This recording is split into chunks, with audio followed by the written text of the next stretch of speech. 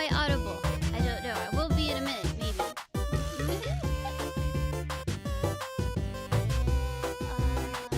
Which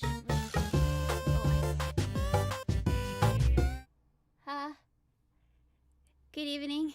I have notes and I lost them. Wait, I found them. Yoroshiku. It is me, Stephanie.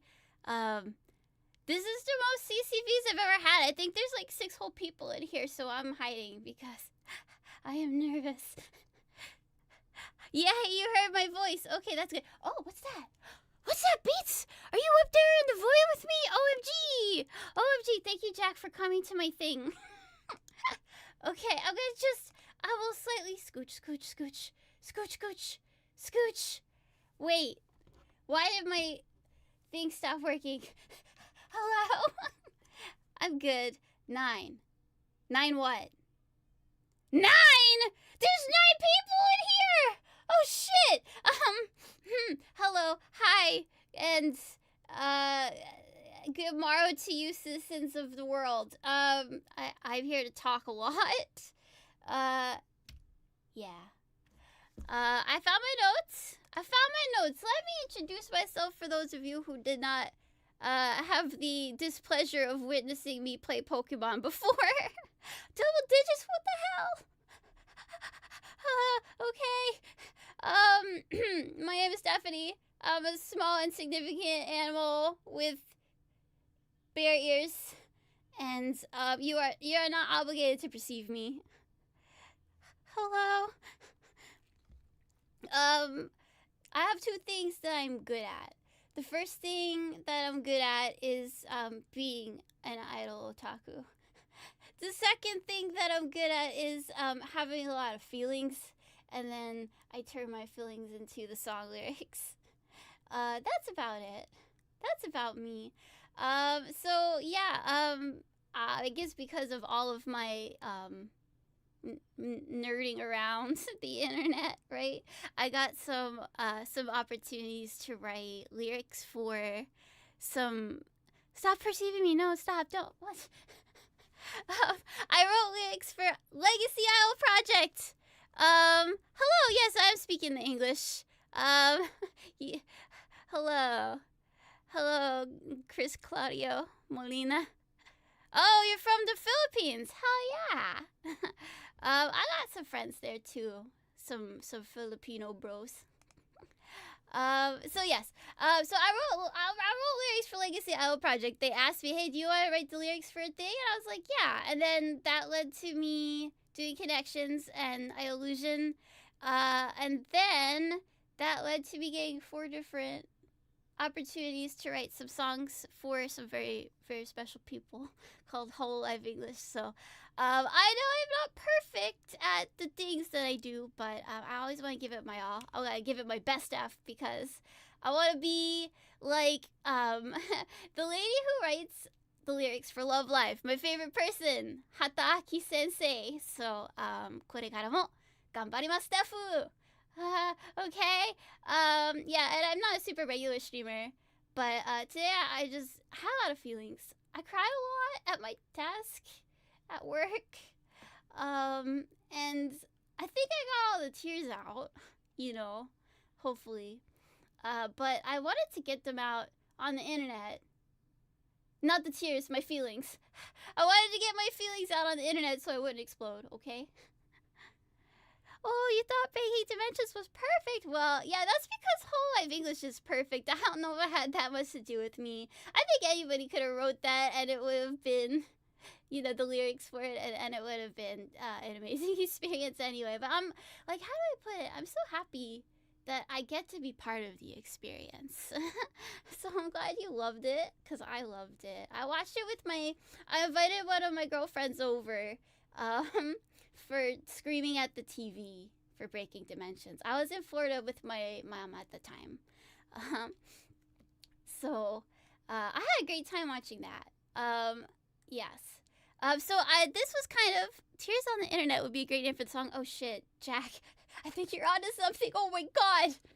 Write that So yes, I put this together just all today, just this whole presentation, if you want to call it. I put it together. I started at when I was at the office today, and I put together a presentation. Um, well, thanks, Jack. I'll try not to downplay myself too much, but like, I'm just one cog in the machine that is the songwriting process, right? So anyway, I started making this presentation at work today. Truthfully, so I always envisioned that one day when I had written 100 songs or something, then and only then would I make a PowerPoint to explain my career as a lyricist. And, talk about what all the lyrics mean and stuff, but and I wanted there to be like notes and hand drawn pictures and visual aids, but it would have taken me the rest of my life to make it and to get it up to my own impossible standards. Oh, hello, my Pokemon card collecting friend. I hope you feel better soon. Oh, wow, Club Penguin. Oh man, that takes me back.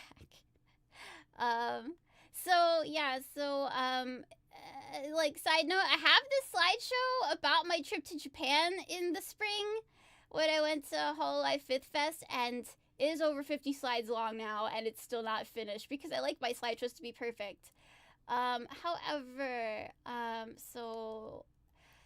yesterday, right, something happened. So yesterday, right, Ame announced that she's gonna be ending her streaming activities. No, it's too early to cry, Stephanie, shut up. Okay. Okay, and I just felt like this sense of urgency, like, oh my gosh.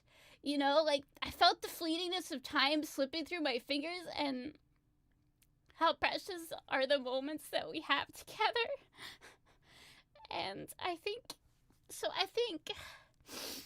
it's better for me to start talking about my career as a lyricist now and share it with you guys now instead of waiting for the right moment, because if you wait for the right moment, it might never be the right moment. Do you guys know Love Live?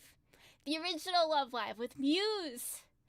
They have a lyric written by my favorite Hataaki sensei, and it's very simple. The lyric is "Ima ga saiko," and that means like now is the best moment. So let's do it now. I'm not crying that much. Is fine. I choked on a tear though. I just need you to know I need to take a sip of water.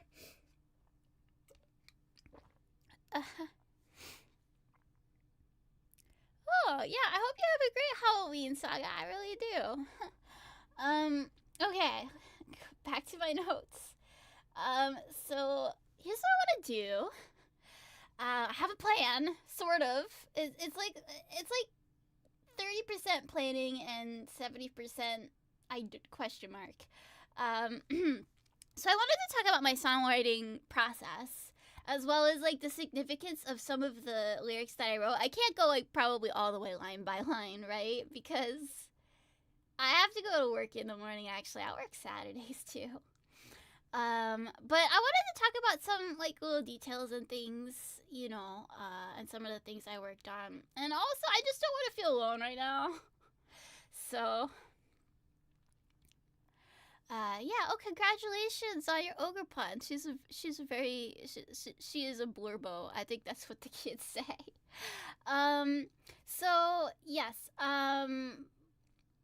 Yeah. I think I want to talk about these things because they're important to me, and also because I'm a fan. I'm a fan of the people that I work with, and I just want to hype them up all the time, more and more and more, and be their fan, because I'm in it for idols, and I love idols. Yeah.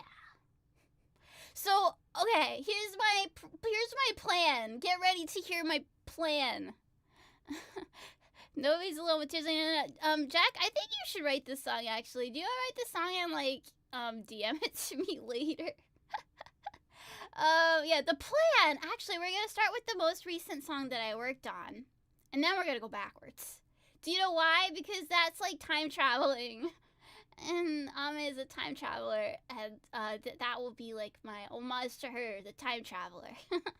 So yeah, and then after that, I might share one or two personal things, like things that I made by myself for myself, but I feel like they're kind of relevant right now. Yeah. Okay, so without further ado, so what we're gonna do, we're gonna watch the videos. We're gonna watch the videos of the songs I wrote lyrics for. I will maybe do a little running commentary on them, and then I'll bring up the lyrics document. Okay, wait. Here I go. I'll go into my big Firefox display. If all Ame's fans' tears were collected, we would get rain. I get the pun. The pun is not lost on me, and I'm already drowning. Honestly, I don't need additional tears to drown. I'm already in it. Okay, here I go to my big Firefox display. Oh no, I reset the. Wait, why are you guys over here? The box is over. The box is over there, you guys. I gotta corral you into the bear box. Okay, whew, you're contained. You guys are too powerful. Like, if I didn't put you in the bear box, then I couldn't contain your power. Also, if you look to your right, you will see my emotional support chicken. This is Stephco. I have her with me, like, IRL too. You know, I'm holding her wing, and she's holding my hand, because I just need an emotional support chicken today. Yeah, okay. Let's go to this thing. Yeah, I got you guys. You're in the corral now. You're in the bear pen. Is that a thing, like a bullpen, but it's a bear pen? You were so close to freedom. Oh, I'm not letting you go just yet. You have to watch this with me, okay? Very muy importante, okay? You gotta watch the video, and I'll make commentary. Are you ready? So this is the newest one, right? It just came out last week. And you've probably seen it recently. I hope you've seen it recently. We got wait for it. Let me scroll down a little. Okay, 2 out of 4K views. It's not bad, you guys, but I think you can do better. I need to buy more limited edition merchandise and signed photographs. Okay. I will tell you about all of my merch regrets later, like things that I didn't buy because I didn't have enough money, and I'm like, I need to write more songs. Ready? Yeah, your soul is ready. I'm about to don your soul. Okay. Yeah. Okay, Nikki has a question. I will answer the question after the video. Let's go! Watching the video. I turned the volume a little bit down on the video so that you can still hear me, hopefully talking over it. I hope you can hear me talking over it. Ah, that's my girl! I love you. Oh yeah, look at this. Sea creatures. I'm just screaming. I'm not making good commentary. I'm just screaming. I love you, Callie. Girl, you're so good. Okay. What should I say? Oh, cute. I love her. Oh, what is this, Stephanie? Furthering the Takamori agenda for your own selfish purposes? What? No, I would never. No, but I tried to break them up into like lots and lots of different duos and trios for the background. Okay, one interesting thing that okay, so I did do the script for this. Like I decided who's singing what. I get to decide who sings and who doesn't. The power is in my hands. So I got to yes. Oh, Bull Bros. Yeah. I got to do that, but instead of okay, so usually with songs, right? Like the harmonies are in a layer. Do I write lyrics first or melody first? Melody comes first. They send me the melody and I write lyrics, and then I'll get to the keys question too. So yeah, instead of doing it where like there's artificial harmonies and the person is singing their own backup, I wanted it to have the feeling of a live show. Oh my god, Unicorn Socks Your Tea. No! I can't believe my Twitter handle that I picked 10 years ago is immortalized. Okay, I'm gonna get to the main point, I swear. Okay, so when you're in like a show, like a stage show, obviously you don't have artificial backup harmonies that you sing yourself. You depend on the other people in the play to sing your harmonies for you, right? So I made it so that it was arranged that way. So like, you know, you had one person singing lead, multiple people singing backup, and I tried not to have them overlap with themselves so that it would have the feel of an organic stage show. By the way, you're welcome for that, KFP. Okay. Yeah, so I wanted it to have the feeling of like real harmonies where, you know, you can only sing one person at a time. Oh, hey, that's us. You're talking about us. So, yeah, that's how this is kind of arranged in terms of harmonies and stuff. Okay, yeah, so Nikki's question. I would scroll back up to Nikki's question because it was a good question. Wait for it. Wait for it. Wait for it. Okay. You wonder whether they decided to have jazz-inspired music before or after deciding to have a concert at the King's Theater. I don't know. I was wondering about that myself, Nikki. So I think this song would have been great in New York, but they actually asked me this like after Breaking Dimensions had kind of like wrapped up production on this song and everything. I don't think the song was out yet, Breaking Dimensions, when I started working on this one. Actually, it was still. There you go again, Steffi. Gremlins versus Mom and Dad. They blend so good though, right? I'm picking good blends. It's like a precious coffee from outer space. That's the blend. That's the blend. Oh, new voice drama preview coming up on my screen. You should listen to that, by the way. I got it. I bought it. Yeah. Okay. Right? Yeah. I need more stuff like I need more Fire and Ice type things in my life. It's a good blend. It's a perfect. You might say it is exquisite. Yes. So let me now jump over to the Mega Lyrics document. So this is like I copied some of this stuff from some of my original documents. I took out anything that's like links to audio files or like any like extra notes that we don't need, or like I don't think there's anything really like sensitive information in the original documents, but I wanted to make it like viewer friendly. So I put this all in one document tonight. Do you like my animated GIF? I animated it myself. So yeah, so this is I wrote all the world's a stage and I have a full cast of VTubers. Haha. And so yeah, so this is like the color coded version. This is actually kind of like a mashup of two different documents that I sent to the staff that I was working with. So the first, they just don't stop kicking. They just keep kicking. They should make a soccer team. Yeah, so I sent staff two different documents. Actually, three different documents. There's always a lot of documents. So the first documents was like my illustration and the lyrics, not color-coded. But then I also had one that was like just the lyrics, no pictures, because I was like, they're going to go insane if they have to look at my drawings that I interspersed in the middle of this thing. So I made a version that was just text, but it was not color-coded. And then staff got back to me the next day. They were like, oh, yeah, we like this. Could you maybe, it seems like, so this part, okay, wait, let me scroll down a little. Okay, the part where it's like this section here, right? They were like, okay, that needs to be solos, and could you tell us who's going to sing what solo? But the rest of the song I actually left up to their interpretation. Papa! Gracias por yendo! So yes, I left it up to their interpretation who was gonna sing what line. But then they were like, it seems like you really have a vision for this song. Would you mind giving us your color-coded version of the song? And I ran into the other room and I was like, Mom, postpone my plans. I gotta make a color-coded version of the song because they want to know my vision. And Mom was like, are you sure that it's just like because they don't feel like doing that? And I was like, no, they care about my vision, Mother. I must share with the world my vision for who's gonna sing what lyrics.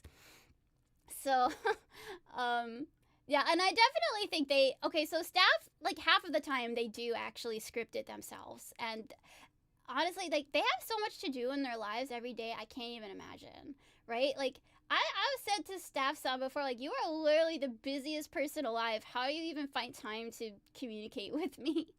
But yeah, so they asked me my vision because obviously, you can see the drawings. I posted them on Twitter. I'll give you a little TLDR about the drawings. They were like, so staff son from the music department was like, we would like to know if you happen to have any ideas for dialogue. We're thinking about dialogue. So I did it like a little like montage with like little dialogue things interspersed, right?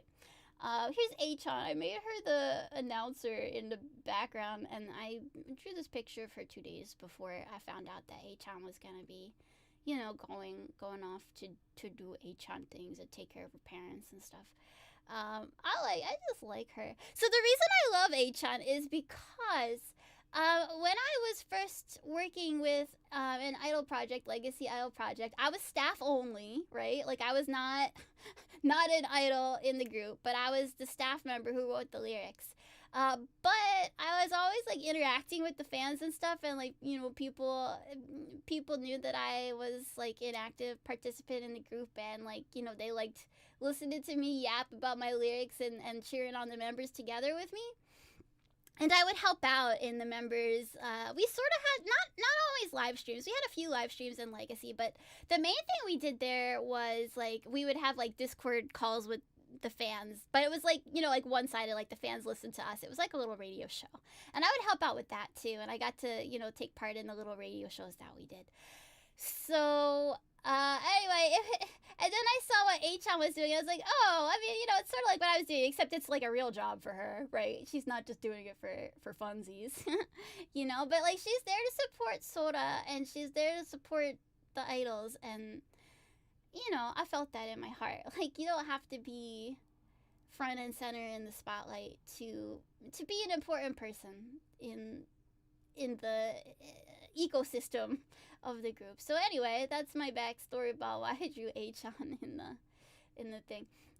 Also, here's a fun thing, right? I put the Oshi marks to indicate who is singing which part in like the background singers, because it's like, okay, like you can put their colors if it's a solo, but if it's more than one person, what are you gonna do, like highlight every other letter and like make it like purple and blue? No, maybe a fun idea, but not practical. So I put Oshi marks, and one of the staff sounds was like, oh my god, the staff side, you're so funny, you put emojis in the lyrics document. I was like, this is the only way my brain can understand who's singing, actually. But thank you for thinking I was doing a haha funny. And they're like, can we just confirm like which emoji corresponds to which member? Because maybe they didn't know if I had my Oshi mark straight. But yeah, I did. So yeah, I scripted it like that. So the thing with writing lyrics that are like Broadway-like, it's different than writing something that's like pop music like. The reason is it has to be, okay, so the rhymes have to be perfect rhymes, first of all. And I like to have a lot of, when it's something show tuning, there's got to be a lot of like internal rhymes. There has to be like the structure to it. Like, the repeatingness of it and the rhymingness of it. It's a certain way. So my biggest influence when it comes to writing theatrical lyrics is Stephen Sondheim, who passed on a few years ago, but did some of the best Broadway shows, and that's his rule too. Like, it's got to be a perfect rhyme. So when you talk about a perfect rhyme versus a slant rhyme, right? So we've got like begin in light, right, and that kind of thing. Like I tried to use that sort of in the thing. I know lights with an S is kind of cheating because it's not lights right, but close enough, I guess. So yeah, it has to, as opposed to a slant rhyme, which might be like believe and dream or something like that you would hear, like, okay, like similar vowel sound, but it doesn't rhyme perfectly or create an identity where it's like the same ending half of the word. Yeah, rhymes are fun. I use rhymezone.com for the perfect rhymes, and then sometimes they have like, oh, like partial rhymes, like this matches 75%. But for this one, I was very determined to only, with the exception of like plural S's, to have words that rhyme perfectly, right? So that is one of the details of the song that I hope maybe when you listen to it again, you'll find some of those, the way that I built the rhymes. So that actually kind of, for some of it, it sort of took precedent in like the direction of things, right? And I'll tell you too, that the direction of the overall feel of the lyrics, right? The directions that they gave me, the themes were, big band, Broadway music, and the lyrical themes they wanted were joy and festive fun, and that myth will keep shining on, right? And there was just no indication at all that this would be the last one, And I was watching Callie stream this morning, and she said, "Oh, some people thought it was like a little disingenuous to have a song that was about them continuing when." Oh no, you came to the chat for the first time, Eric, and I'm crying. But that some people thought maybe it wasn't great that the song was that way, and then I made the announcement like yesterday, like a week later, and I just didn't know. And if I knew, I would have done some things differently. There would have been like stuff about how when one curtain closes, another one goes up, or the curtain call at the end of the show. Because I just had no idea, and maybe they didn't want that for me, maybe they just wanted to keep the same feeling that I had before, and they didn't want people to know, and that's why they didn't tell me. Also, maybe they didn't tell me because they knew it would emotionally destroy me, so there's that. But yeah, maybe myth is forever. Yeah, for real. So let's talk about that. Let me get down to the part. I put a lot of puns in the dialogue.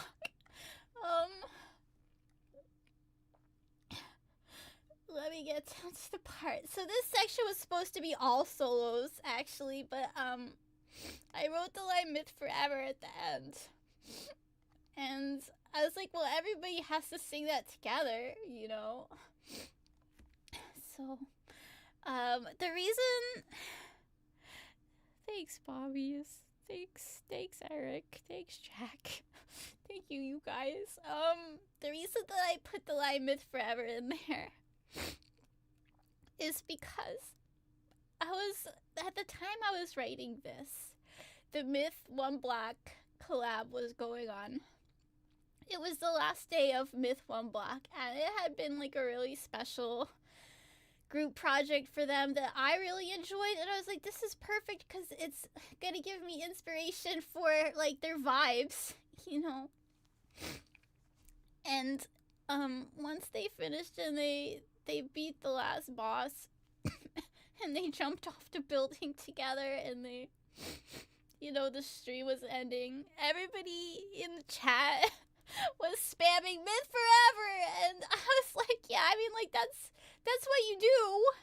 That's what you do when it's a big myth collab, right? Because it's a special occasion, and that's like the thing you say. And I was like, I want to put that in the song. I'm gonna steal that, So I did, and then today I found out that the Myth One Black collab was organized by Kiara because she knew Ame was gonna be leaving in a few months, and she wanted to organize that for them all to do together. And so I feel like, even though I didn't know, there's like this big sense of like connection between the One Black collab and the chat spamming "myth forever" and me putting it in the song, and that being the hashtag. I'm sorry that ended up being the hashtag now, but But it's all connected, right? Like everything that happens, we're all connected together in this thing. It's wonderful. It's beautiful. You know? Um yeah. So, it's like a mysterious magic that ties us all together, I think. So, I have a lot of feelings. I told you guys I have too many feelings. I'll stop crying eventually. There's gotta be happy things to talk about. There's gotta be some more happy things to talk about for sure. Cause look at all the memories that we have together already, right? And all the good times that we were cheering together and spamming emojis in the chat. It's a lot. I will tell you, one of the staff sons in the music department that I work with, who English is. They told me they're not super confident with their English, but they told me that now it's time to change the key was their favorite lyric, and I think it's because that person is a musician.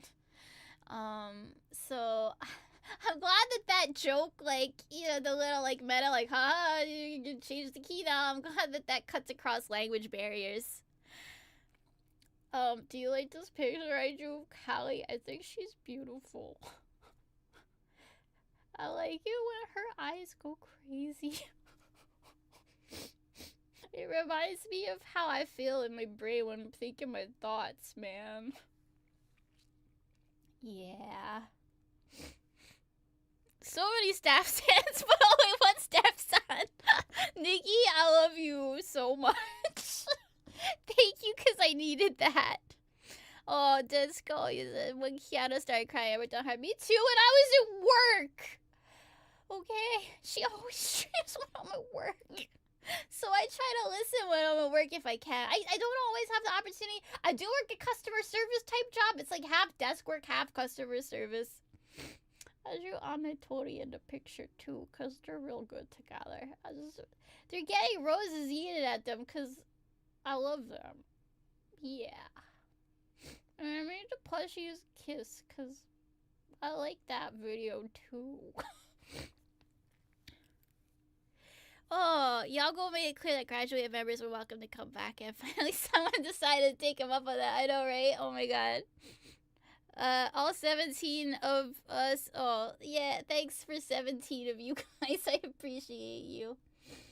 Yeah, so I think I kind of communicated a lot of those main ideas, right? For this one, it's like, it wasn't so much about like secret meanings behind things and all of that, but I'll go into the solos a little bit more. I wanted to have puns and things and references, right? We've already covered the exquisite reference.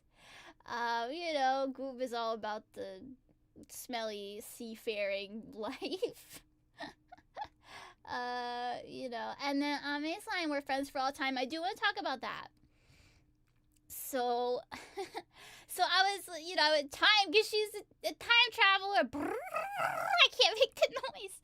But, yeah, so I put we're friends for all time for her. And, it's a really poignant line for her now that I think about it. But also, okay, I was deciding who to give, like, which section, right? Because this was the part I originally wrote with solos in mind.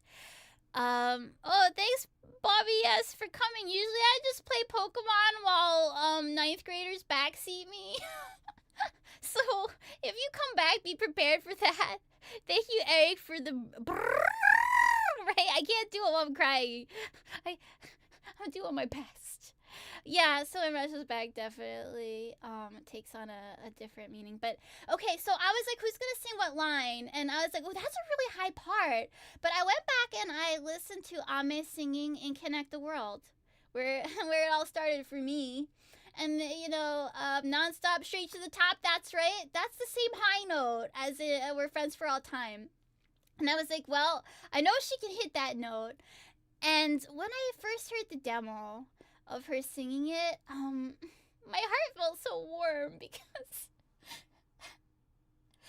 because she sang it so good. You know what I mean? Like, her singing journey is like one of the most biggest things about her trajectory, right? She didn't get into it as a singer. And then I told her, well, I start taking lessons now. And damn! She got so good. I'm like crying and happy at the same time. She really, really did. And every time I heard her sing a solo, I have my face in my shirt to dry my tears. Every time I must sound so obnoxious too, because I'm like screeching and crying. Every time I heard her sing another song, like in progression, it really did, like, she just got better every time. And I just want her to know, I don't get to talk to the talents, by the way. I have not reached that level yet, and that's fine. I just send them super chats so that they know I like them. And I hope she knows that I'm so, so, so, so proud of her. I need water, okay. I have tissues. Okay. Tissue count currently at 1. Oh boy, you guys didn't come here for blow my nose ASMR, but here we are. Whew. Okay. We're gonna get to such happier stuff in a minute, I promise. I promise. Pulling up my notes again, just in case. Yeah. Okay, so let's see. Oh, I have breaking dimensions in my display document. I don't think I have it in my notes, but that's okay, because, like, we can just talk about the lyrics as we read them. Shirt with extra absorbent shoulders for the crying idle times. I like that idea a lot. But then, like, you'd have to wash it, like, extremely frequently. Like, it would be like intermission or whatever during the 2 concerts of the first day of Fest. I'd be like, oh, I gotta go run to the washing machine and wash my shirt because I cried too much into it. You know. Oh boy. Okay. So let's go to my handy dandy playlist of songs, and we're gonna watch Breaking Dimensions. You're not looking forward to the last Ahmed Dolko. Yeah, she'll always be in our hearts though, right? We're like a work of art, and I'm gonna keep you in my heart. I wrote that too. Ina's so precious, by the way. I don't think I've sung her praises enough, but I wrote that line for her because she's so precious, and also she's very good at art, actually. Everybody knows that she's very good at art, but man, I've been drawing since I was 13, which is over 2 decades, and I can't draw like that. So Ina starts with a blob, and then she fleshes it out into like a picture, like a real life anime woman picture. Me, I start out and I end up with a blob, and my blobs aren't even as shapely as hers. But she's so sweet. Remember when she was giving beta drawing tutorial? that was so good. That was a moment. Oh man, I gotta go back and rewatch that one sometime. Anyway, yes, I gotta talk a little bit about Ina. I'll talk about all of them eventually, especially when we get to reunion. But yeah, okay, let us go to Breaking Dimensions. Oh wait, I was already. Okay, good. It's starting at the beginning. Okay. Yeah, Evan! Let's go! Oh, promise, my goats! Mid, let's go! Look up at the horizon together. Love Luciano, let's go. Stars on the rise and it's only begun. Yeah. The pivotal moment. That's my girl. She sang this line so good. I love her so much. Yeah. I can't believe they asked me, Stephanie, to write this rap. It's like, you literally have Lori Clivey at your disposal, and you're like, Stephanie, can you write the rap today? Actually. We can't sit still. We just keep moving. Now everybody sing. Okay, the next part. This dance is so cute, by the way. I would like to try try a dance challenge of it. Super special, great, beautiful hip. Thank you, Gyaruko. Are we talking about booties? Smashing barriers left and right. Yeah, so you know I wrote this part for them specifically. Every unit got their own section. Yeah. Yeah, Crown Eye Slay Queen! 90% legs! I love you! Okay, Low Voice Fauna though, that was like a whole thing. Oh my god, that changed. Low Voice Fauna changed my life! Faye, I love you! Faye has so much energy and she's such a good dancer. When I saw her dance at Fest, it changed my neurons. Iris, I love Iris. I love Iris. She's so good singing. Mom, look at her, she's moving! Yeah! Everybody sing. So, we'll talk about what each verse meant when I'm done screaming. Have I ever included any dance choreo ideas in my lyrics? So actually when I talked about the carousel part in The Show Goes On, I was thinking about spinning specifically, and they did, yeah. Time to rise, get it? Because that's the council, but you know!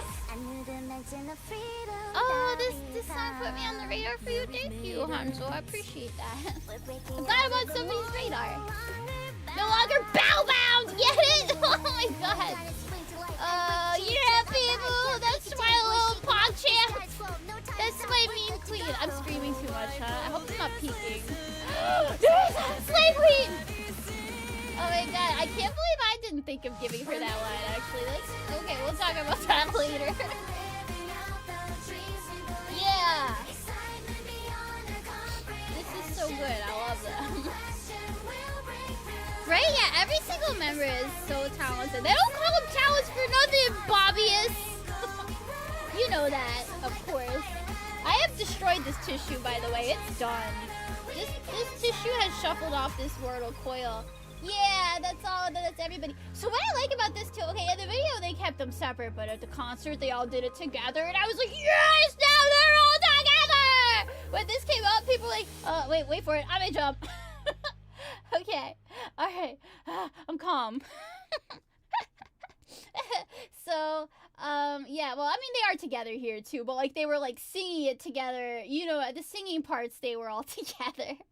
So it's like people were like, oh, I wish they would have all sung a verse together. Yeah, but then they sung like the whole thing together at the concert. Yeah. I'm hyperventilating just a little, but it's fine.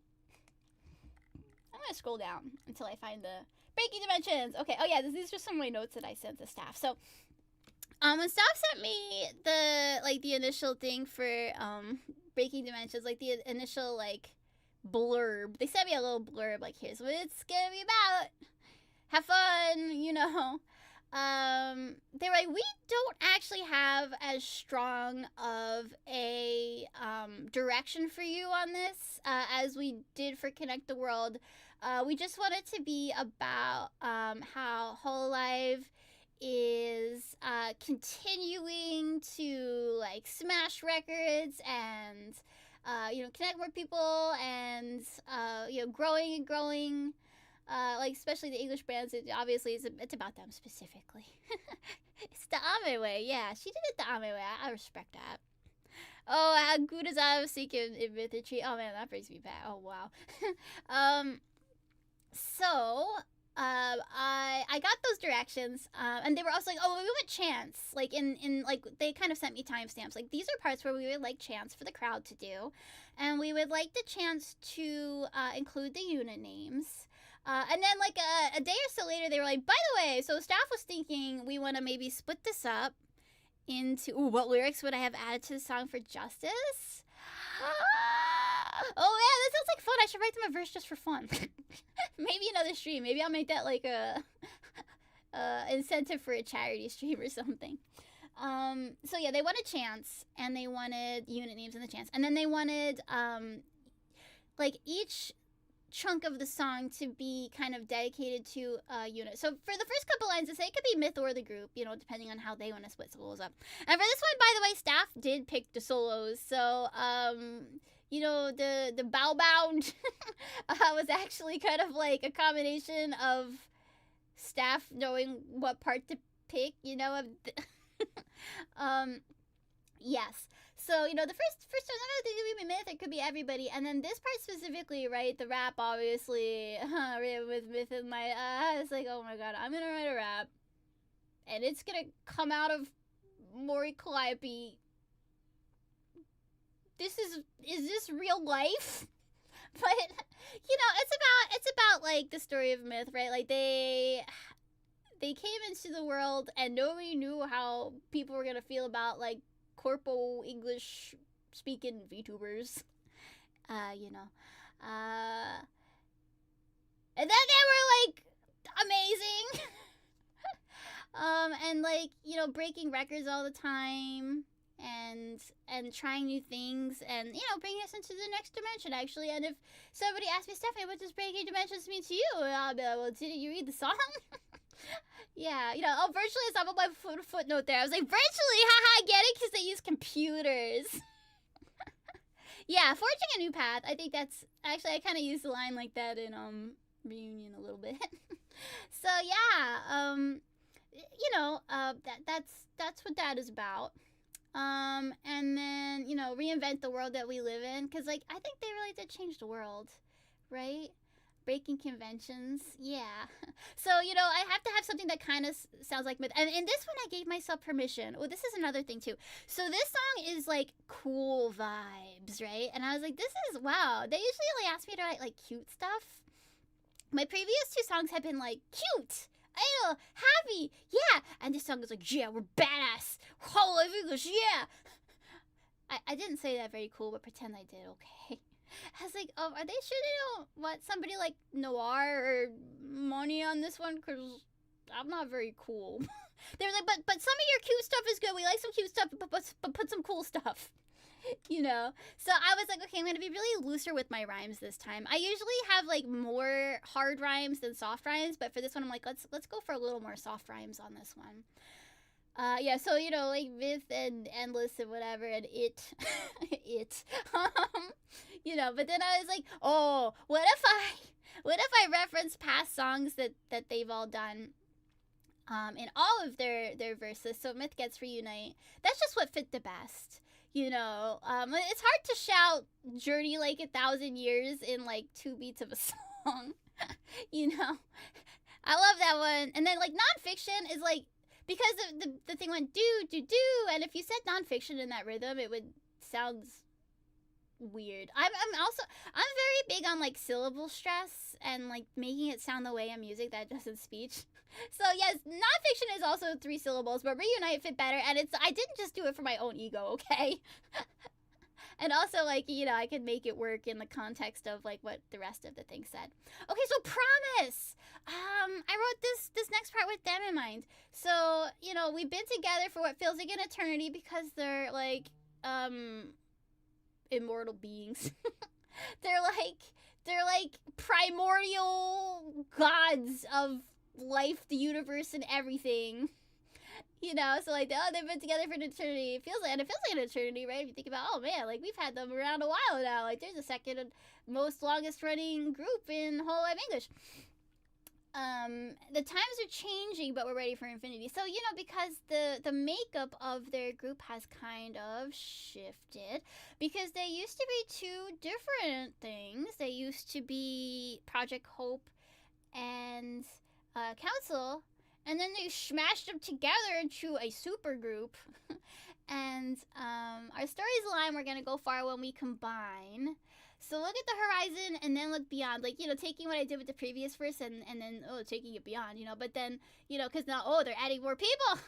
Well, marvel at the skies and the strength of our bond. So I feel like the reason that Promise works as a unit is because even way before they were Promise, when we were a fan named Councilress, right?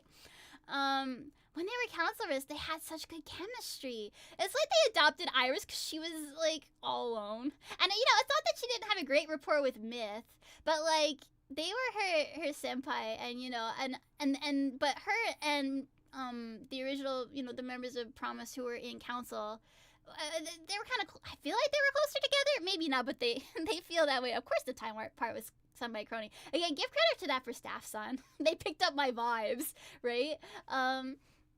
So yeah, they work together well because they have such awesome chemistry, and so they put them together. Like it just made sense. It just felt right, you know. And it was beautiful. And then of course, the skies and the smiling stars making a vow. I gotta tell you guys, I really vibed with Sana. I wasn't really in the fandom when she was active, but she is a Pokemon lover like me. And she would get so passionate and excited about that and other things that she really liked. And she was like such a sweetheart, just like giant space cinnamon roll, and I have such an affection for her. And I know the fans do too. Like there's still Sana lights out there, wearing her merch and taking her small plush to the concerts and everything. Sana is eternal, and you can tell because her fans love her so much. So she is baked into the fabric of what makes Promise Promise, and so I wanted her also to be baked into the fabric of the song, of Promise is part of the song. Yeah, thank you, Jamako, for feeling the same way as me. One of the things I like the best about being a lyricist for the idols that I love is because I can put my love and feelings for them into the song, and then it resonates with other fans who feel the same way, and that's the best feeling as a creative person and a person who loses my head over idols. you know so yeah, the seasons change, but they keep shining. The seasons changing being like, their structure has changed. Obviously, like Project Hope, was like a whole different experimental thing, and then like the structure changed. She's now in the big group and the super group Irises, but um, you know, but they keep shining, in whatever situation that they're in. And I think honestly, like when Council first came out, right, and Iris, those still were kind of like the Wild West times of English VTubing. So, even though they weren't like right out of the gate like Myth, they were still in that kind of period of like trial and error, throw everything at the wall and see what sticks. And I respect them so much for that. They're the middle children now. Right? So yeah, so this next chunk is like for everybody, right? With endless energy, stronger ties, their bonds are gonna get better and better. Yeah, oh yeah, you love space. I love space. We all love space. Perfect harmony again because their existence is so harmonious. Like they go so good together, right? Clap around with me, time to rise. There's the thing, it's a reference. Oh my god, the future's right before our eyes, right? The future's coming up, and the future is Advent. Okay, so a new dimension. I'm just bringing in the dimension theme of freedom because they broke out of jail. Get it? Yeah, we made it. Oh, this is where okay, so like these parts in the parentheses were originally like just ad-lib singing and not like words, and that's what was in the demo, right? So this demo, okay, every demo that I get, the melody is conveyed to me in a different way, I'll say. So whoever writes the song, and it's Papa, you love Ava? Oh my god, shut up, me too. Every composer that I work with has a different way of conveying the melody to the lyricist or songwriter. The person who wrote Breaking Dimension, or persons, I should say, there was two singers on this. No, wait, what's the other thing? Composers, two composers. I know what things are. Two composers. Yeah, New Dimension because they just got 3D. Oh my god, you're so big brain, Jack. Thanks for picking up the thing. So the person who sent this demo actually sang it themselves, but they sang it in like kind of like they were like dummy lyrics. They were like Japanese dummy lyrics. They didn't. It wasn't like a guideline on like here's what we wanted to say in Japanese and you have to translate it. I was like, do you want me to keep anything from this? And they were like, no, just like kind of start from scratch. But it gives you an idea of like the rhythms and the like, especially for the rap part, what the rhythms were. It was really great to have like a live person kind of doing the rhythm of that out for me. So the person who did it had done like some ad-libs there, and I was just like, be like, ooh, whatever. But then the staff messaged me after I sent in that demo, and they're like, hey, actually, we need more words there because we need to make sure that everybody has a solo, right? She already needs a solo. Give her a solo. I love her, and she deserves many solos. And I love her performance at Breaking Dimensions, by the way. But yeah, when it was just ad libs, I was like, oh, they should give this to Narissa because she could do like the vocal run thing, you know, like sounds auto-tuned, but actually she's just that good of a singer, kind of a thing. So I put in my footnotes. Narissa gets this ad lib, or I riot. Well, Narissa actually got a much better line because Stab actually sometimes does have the biggest brain in the production. Okay, the whole wide world is listening, so everybody singing is actually a much better line for her. Because she is a singer. Oh, duh. But yeah, so it's about. Okay, so their verse is also, right, like, shaking up the status quo, right? Because it was just Myth, Iris, and Council for such a long time. And then, you know, there weren't new debuts for a while. You know, I think it was like 2 years. So it felt like there was a status quo. And then here comes Advent. I was like, holy crap, at the end of Connect World. I was not made aware of, you know, anything besides the song that I worked on. And they, yeah, man, I love Narissa. That spells, let's see, Milne. Yes. So, anyway, that was a surprise to me. I was like, oh my gosh, do I have room in my brain for 5 more idols? And I did. I had room in my brain because I had room in my heart because, wow, they were like, I don't know, they really felt kind of like revolutionary to me in some way. Like they were so different from, you know, anything I had seen before. And, you know, like the idea of like, oh my god, like there's twins now? What is this? I get 2 for the price of 1? Holy crap! You know? And what I like about Shiori personally is the way she can like literally build like in like a world, like an environment and unity, and like include her fans in and stuff. That's really cool. You know, and she like incorporates fan fiction into her members posts and stuff. Like for those of us ultra nerds out there, you know, I love everything about Fuwamoko. They're so precious. Some people have said, oh man, it's like getting to see what it's like on the JP side a little bit, because they are so committed to like idol. You know what I mean? Like, but like they have like a really strong personality, I feel like, you know. Everybody's committed to idol stuff too in EN, I feel like, but like that kind of like for everybody before you know, the current gen, I'm not sure if they knew exactly that's what they were getting into, right? Oh my gosh, yeah. Oh, you got a little history there, Bobby. Yeah, I know what you mean. I love idol stuff. Yes. And then, you know, obviously, oh, Fire, Light the Fire, gotta reference that. That's good stuff. You know, yeah. And then, yeah, wow, like, Narissa is powerful. I don't know how to say it except that she's powerful, right? I was powerfully envious of her when she debuted, because right out of the gate she was like, I love Kiwawa and I'm gonna marry her, and I'm like, oh my god, the absolute lady balls of this woman to just join a hololive so she can rizz up her Oshi. I respect that, but I also want that for me, but I can't, so I'll cheer her on instead. Right? Yeah. And Bibo is like such a gamer girl. I have never seen, how do I put this, when she showed us her Undertale mod that she made and did the Sans battle in one thing.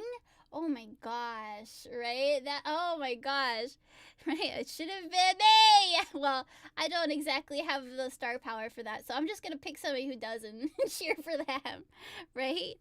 Yeah. So that's what I like about Advent. I can talk more about it, but I gotta keep it moving along, right? I gotta go to work tomorrow. So yes, I love all of them very much, and the future is brighter. Even though we got some rough patches coming up ahead, you know, but man, they're so powerful. I feel like they can do anything. All of them, really. They're amazing to me. So I will say what I like about idols in general is that when you cheer for an idol and you just see someone doing their best and like improving at things and chasing their wildest dreams, and you see them doing that and you're cheering for them, you know, you feel like, oh my gosh, like I'm a part of that dream. I get to be a part of dreams coming true. And also, I think as a lady type who likes idols, who likes girl idols, right? Maybe not as big in the population as the other type. I will say that when you're cheering on a girl that's doing her best and chasing her dreams, it's like you see a little bit of yourself in that person. You can find a little bit of yourself in any holo mem, I think. And because you're cheering for her to keep trying and keep going and keep doing her best, you're also cheering a little bit for yourself, you know? So maybe I'll keep chasing my dreams too, to be a lyricist in Love Live like Hataaki Sensei, you know? Yeah, and I think we can all feel that way. Like, you don't have to exclusively be a girl to, you know, to like, you know, chase a dream that your girl idol's chasing. You know what? I'm really impressed by the Holo Fit challenge right now. Actually, like people are like, I want to be buff for my Oshi. I respect that a lot. You know? Okay. So I wonder if there's anything else I could say about Breaking Dimensions before I move on. If I forget, I'll probably tell you sometime later when I'm like in the middle of playing Pokemon. Oh, you feel that feeling as a girl fan too? Yeah, let's go, girl fans, lady fans. Let's go. I had the jailbird with the bow on it profile picture for a while. I was like a little bit late to the jailbird party because I was traveling at that time when it happened, and I was like, oh my god, like everybody's got a jailbird PFP, and I don't want to lose Puppet Chica. I have to make sure I save her in my files because she's my icon usually. But I was like, I don't want to miss out on the hype train for jailbird. But I will tell you, one of my merch regrets, I did not have enough in my account to order the fat jailbird. It's not like the jailbird itself is so much money, but the shipping is so much from Japan. If I get to make a wish, if I get a million something or others, and I get to make a wish, Staff-san, my wish would be that you would have a warehouse in the United States and then shipping would be cheaper on merch. Okay? It's Staff-san's not gonna perceive me, so it's fine.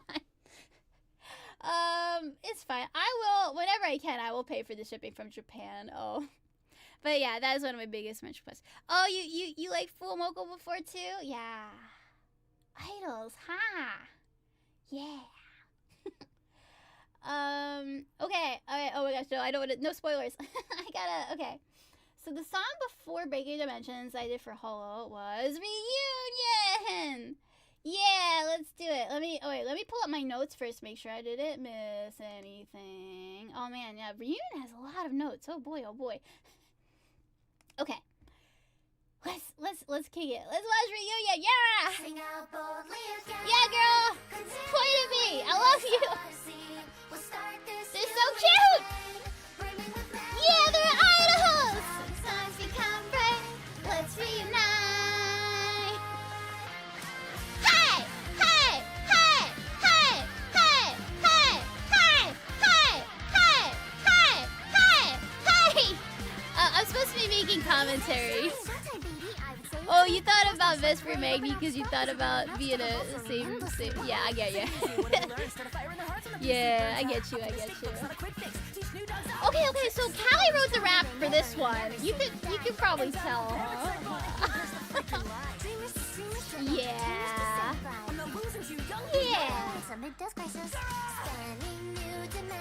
Oh my god, and then Wonder Rika was like, oh my god, the mid-deck crisis line was my favorite part. Good job, Steph. And I was like, haha, Callie wrote that though. That's my lady! I love her! This is commentary. Is it though? Or is it just me screaming my head off? Oh, this is so sweet. Such a... I love it. Oh no, I can't wear it. The tickets are pretty neat, huh? Like, that's a really neat idea. And the art is so precious. Whoever did the art, you're my Oshi too. Person who did the art. Wait, I have to scroll down. Who did the art? Wait. Okay, oh, that's it. Unicorn Size 15. And they did put Callie's name in it at first, and I was like, Staff's on! You have to credit Callie! Okay, yeah, girl, dive in again. I'm scrolling down so you can't see the video. I need to know who drew the picture. Wait, I'm not sure. Are they in the credits? I don't know, I love the pictures. Yeah. I love you, Dad!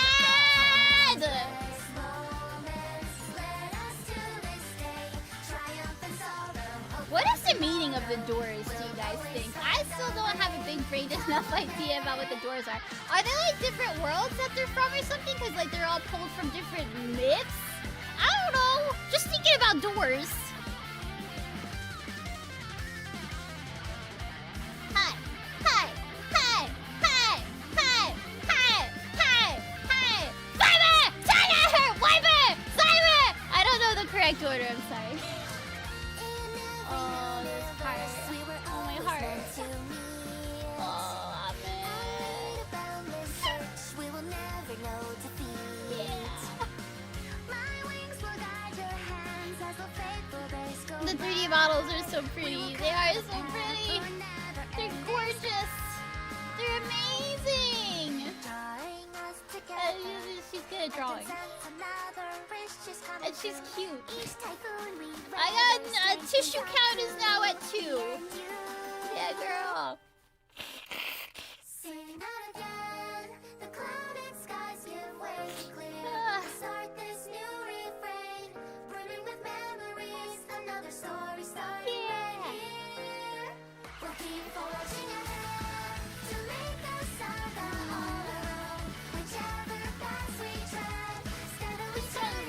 Special. Yeah.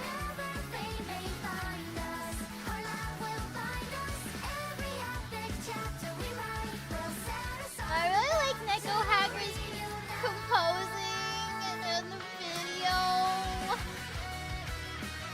And the guitars.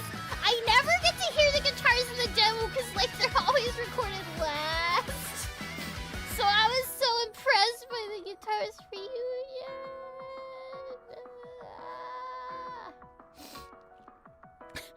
There was no good commentary in that at all. I was just crying and stuff. Wait, no, stop. Don't, that's my... Okay. Pause. I know how to make YouTube happen. Okay. Okay, I have a lot of notes on reunion. Let me pull them up in my other window. I only have 2 screens, by the way, so it's hard to juggle everything. I feel like if you're like a real streamer, like these guys, you gotta have like 3 screens at least, and maybe one of those giant curly ones. Yeah, so Bobby, if you are not into like the idle sound, I think that's valid, right? Because it's not super familiar to most Western listeners. Like, it is my personal bias. But I understand that I think you need to have more like musical diversity in an English-speaking VTuber group slash idol group because you have a wider audience, right? Yeah. Tons of screens like Callie, and that's why her eyes like right? Because she's looking at all the screens. Her eyes are like beautiful red scrambled eggs. I love that. Okay. Oh man, what did I do? Oh Jesus, I just copied my notes from the meeting I had with Staffson into the into the thing. Okay. So I'll give you some backstory that I didn't write in my notes, but I remember it well enough, so it's fine. Okay, so Staffson said to me around the time of Connect the World, by the way, like, so we are thinking of a song for Myth's anniversary. And it's an idol song. We're like, yeah, idol song! You know, and we are wondering if you would be interested in it. And we can send you the instrumental right now, but that's about it. We don't have, like, a concept for it yet. I was like, oh, yeah, sure. So, you know, I got the instrumental kind of, like memorized in my head. The demo instrumental, no guitars. There was no guitar. Or, like, there was, like, fake guitars. Fake guitars, are very easy to distinguish from real guitars. They just are. And then I was like, okay, just send me a concept. Let me know what you and the team want for the song, and then I'll get to work on making lyrics for it. So then a couple months later, they messaged me like, hey, Steph, we finally came up with a concept, and also, can you have it a draft by next week and a finished draft by the week after that? I was like, yeah, let's go. We're living in VTuber time now. Everything happens fast in VTuber world. We're living La Vida VTuber. Yeah. Yes. Oh no. I'm not on the floor yet, Wanye. Thank you for coming, but I have not reached levels of laying on the floor and talking yet. That is something I sometimes do when I'm very tired, is I lay on the floor and start talking nonsense. Yeah, Jack also knows that fake string instruments are very easy to distinguish from the real thing. There's just, something about like the overtones or something. I will tell you, some people like Wayne are really good at making fake instruments sound real and good, but like even then, nothing beats live instruments, right? So, okay, so yes. So, and then the other thing too was like, okay, so unlike with Connect the World, which I wrote as like a holistic kind of song where like any part could be sung by any member, with this one, they wanted specific solos, and they wanted me to think of specific solos for each member of Myth. So, and they were like, okay, so like we know you weren't really into hololive that much before you started with, on Connect the World. We had a previous discussion about that. I'll get into that when we go backwards to Connect the World, right? But like, so here's a bunch of wiki pages on the talents, and let me know if you want to talk about them, blah, blah, blah. Little did they know that when I started working on Connect the World, I had a baseline knowledge of hololive, which also we will get into later, right? Yeah. That you're not as into the chant stuff. Okay, thanks for clarifying, Bobby. I respect that. Yeah, you don't know about... It's hard to know about that if you're outside the bubble, honestly. So, I didn't totally lose my train of thought. What are you talking about? Yeah, so little did they know, once I started research for Connect the World, I was, within a matter of days or weeks, I was so deep in the rabbit hole, I lost all knowledge of time and sleep. Okay. But even then, I was like, like everybody else has been around for Myth since like 2020 or something, And I am still sort of a newcomer, and it's impossible to know every meme, everything that's ever happened in the history of your Oshi or whatever, like, and everybody else's Oshi at the same time. So, I wanted to make sure that I, like, was getting it right, if that makes sense. So I was so nervous. Because the only other time I talked to Staff Sound was like, well, okay, 2 times during Connect World, actually. Because that was the whole thing. But those had been sort of, at least the first one had been, like, arranged by Staff Sound. Whereas this one was like, I was, like, reaching, like, Staff Sound, can we have a meeting? And they made an hour out in their schedule for me, which was really good. So I said, okay, so what I'm going to do is I'm going to write down my impressions of everybody in Myth. And then you tell me if I'm, like, on the money or not. And then maybe help give me some extra information that, like, I haven't covered yet. You know your Oshi's bank account, Papa? I am concerned. If that is the case, I'm sorry to say I'm glad I'm not your Oshi. So yeah, I told Staff Sound, like, what was my impression of every girl in Myth. Except, here's the thing, since Callie was writing her own parts, I didn't have time to wax poetic about her and how I love her googly eyes and her, amazing workaholic personality and how beautiful and gorgeous she is. So I didn't get to talk to the staff about that, but I was thinking it really loud. Let's scroll down, shall we, to the thing. Okay, so this was the picture I drew.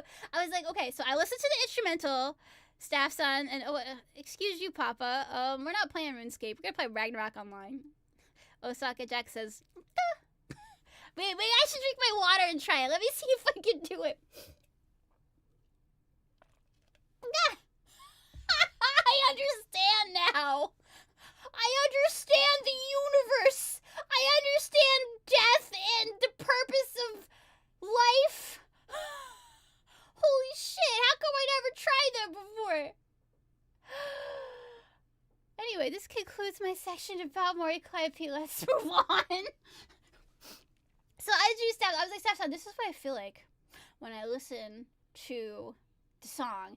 And I feel like they're in a relay race, and I feel like they're wearing anime gym uniforms, and like the old-fashioned kind where it's basically underpants and a t-shirt, and I don't know why that came into my head, but I have to draw faithfully to what was in my imagination. So yeah, they're like crossing the finish line on another year, you know? And there's confetti because I got bored and wanted to draw more, so I drew confetti. Anyway, so I'll tell you, I'll go through some of my notes, right? Oh, I gotta pull up. Okay, in part of I pulled up my notes. Wait, no, not this part. Where's the? Oh no, sorry, spoilers. I guess I didn't copy it. Wait, I have to copy and paste it from my other document. Okay, one of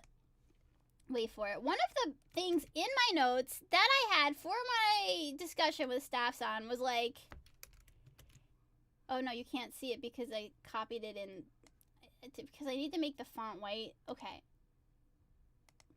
Why isn't it? Come on. It's not pasting. Why can't you see it? What the heck? Okay, edit, copy, right? And then Control V. Where am I pasting this to? It's not. Okay. Okay, for some reason I just randomly had this cow emoji in my notes for things to talk, very important things to talk to hololive staff about. I'll highlight it in white text so you can see it better. White text. That was in my notes. I don't remember why, but I think you deserve to see it.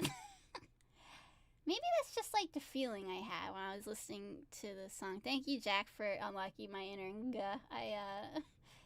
I'll never forget this moment. Okay.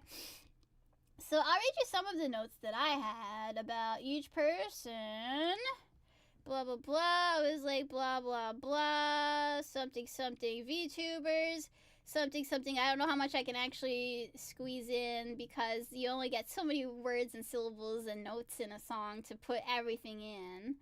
But I told them I wanted more comfort with my background knowledge, and I needed them to like back me up on what is my background knowledge. I told them, by the way, I joined KFP now. Thanks for that. I'm a car-carrying chicken, yeah. But what I said to them was, it is my personal belief that if you are working with real idols, never in my wildest dreams, by the way, did I think that, like, from writing, like, idol anime fan songs and stuff, that, I'll get to work with real idols. So I decided, if you're gonna work with real idols, then you have to become their biggest fan. So that all your love can get into the song that you're writing lyrics for, So I was like, I gotta make sure this is 100% right. And also I said to them, Staff-san, are you sure about this? Because the last 2 myth songs were written by Callie, who's like in the group. She was there the whole time, and she's also really good at it. Are you sure? Because fans are gonna be like, who is this random woman that they've chosen for a myth song? And why didn't Callie do it? And Staff-san told me, first of all, don't get imposter syndrome because we picked you and we want you to be here. I was like, okay. And Staff-san was like, actually, Callie's the one who recommended you for this. And I was like, okay. Okay. So, I was like overwhelmed and happy. Yeah. So yeah, at that time I already had the working title Reunite. I know, right? Oh, that is a lot of pressure beats, actually. Thank you for noticing. Right? I don't know, she's only got like 2.5 million subscribers and a record contract deal. No big deal. Yeah. I felt special. I felt chosen. And also, I questioned her sanity a little bit, but I was so happy, and I guess I will say thank you in case. Uh, but I mean, like I said, like I don't really have a lot of direct one-on-one with the talents unless I send them a super chat. I've sent Callie super chats. She sang one of my super chats. I saved the clip just for my personal enjoyment. Yeah. So I'm gonna keep it with all the fun stuff, but yeah, yeah. If I had done a self-assertion, they might have questioned it, but I understood the assignment. Yeah, she is very busy. So I think at that time she was working on Jigoku 6. Like, in hindsight. They didn't tell me, by the way, Cal is working on Jigoku 6, so she's too busy, but she asked you to do it. They just, like, it just happened to come up in the conversation. They didn't actually, like, come into my DMs and say, oh, by the way, Callie asked us to ask you. And I think there does need to be, like, how I put it, like, maybe some distance between the talents and the regular people, like myself, and I really respect that distance. It's important, right? Like, you gotta give them their space. I'm not all up in their DMs or anything, because, like, can you imagine, like, every artist that they work with, every composer, every lyricist, that's, like, so many people. You can't be beholden to that many people. But just that communication between, like, them to staff and staff to me actually means a lot to me. So I respect that a lot. Yeah, so yeah, I already told them Reunite was my working title. Because what they had told me, so they did give me their concept for the song. And the song was like, Myth is gonna keep having adventures, but they might not be having them together all the time. They might be doing their own adventures, right? Like, they have solo adventures and group adventures, but at the end of every solo adventure, there's always going to be another group adventure kind of thing, like that. I'm paraphrasing very much. I'm sorry if I'm butchering Staff Son's words. But that was the main thing, Myth loves each other, and they are still going strong, and we're gonna have another great year, and every amazing solo adventure leads to them getting back together, having a group adventure, So that was kind of already the vibe. So I was like, okay, well then Reunite will be the theme. Because they're all amazing individually, and also we love Myth as a group, so they're reuniting. And then when that thing happened, and they did it in karaoke together, like an off collab, and Gura showed up right in the middle of the song for, like, her part. That was really magical. Again, I feel like there's just, like, this magical connection, right? Between everything that happens. Between the creative, contractors and the staff and the talents and the fans. There's just, like, a magic that exists. And I don't know if I can put my finger on it, but, like, that was one of those magic moments when Goob showed up just in time for the reunion. And they were singing Reunion, Also, another fact about Reunion is that, like, okay, so first of all, this is the only time I think I picked a title for the song and they kept the title, because I'm so bad at titles. They're like, can you suggest some titles for the song? And I will rattle off 10 terrible things that have, like, emojis in them, and, like, stars and asterisks and arrows. And staff will be like, Stephanie, you can't put symbols in the title, right? But I did suggest, like, you could put it as, like, Union, like, some weird Kingdom Hearts shit going on with the title. But we went with just, like, Reunion with a capital U, and it still gets the same exact vibe across, right? So, yeah. So I talked about, at this point I had written the first two solos, which were Ame and Kiwawa. Titles are hard. I can write a 1,000-word essay, but, like, ask me to write a title, I'll literally die. I will come up with the worst stuff you've ever heard. So I had written them already with them in mind. And then I was like, okay, so then the next parts go to Ina and Gura, and Callie does the rap, So I wrote about Kiara that she is my ideal idol because she is the whole package. She can sing and dance, which is, like, the classic idol thing, right? But she can also stream. That's kind of like being a triple threat, right? In theater, what they call it, right? Just name it a cow emoji and be done with it. I wish, Bobby is. I wish. One day, maybe if I write, like, 200 songs, they'll let me just give a song a cow emoji for a name. So So yeah, I wrote that I love her. I wrote that I love Kiara, and she can do everything. And also the reason that I mentioned dancing in flight, I mean, cause she can dance, duh. But the line dancing in flight was because she's always talking about some airplane that she was on, and it's like, you won't believe what airplane food was like, and then they gave me this thing, and my seat was all wrong, and they lost my bags. And the tickets were wrong, and the app was wrong, and everything goes wrong when she tries to take an airplane. But then we have some great talks about it later, and I'm like, oh yes, queen, tell me more about how they were out of the good airplane dinner and you got the crappy airplane dinner. I hate that for you, but I love that for KFP because we get to sit and listen to you like, oh my god, that one happened. Oh my god. So, that's how I feel about that. That's how I feel about her. And then, she does so much travel. Also, flight rhymes with ignite. That worked out for me. Her travel stories are so eventful, right? Like, can this woman please just take a normal airplane ride and not have any issues? Maybe someday. In my heart of hearts, that is like my greatest wish. I have a lot of wishes, but that's one of them. Okay, so then I'll tell you, I made some notes about what Staff Son told me to. I won't, get into any, super duper private stuff, but, Staff Son says that she is great to work with, and she's really good at promoting stuff. And, she's dedicated, and she, has a vision of what she wants, which also, is a good thing when, you're working with someone and you're trying to make their vision come true. She knows exactly what the vision is. Goal-oriented, and also that she's really real with the fans, right? She will just tell you how it is. She doesn't sugarcoat it, right? But it's cause she's a very real person, And I was like, and she's one of the biggest translators ever. And Staff Son was like, biggest translators? I was like, yeah, because she speaks 3 languages.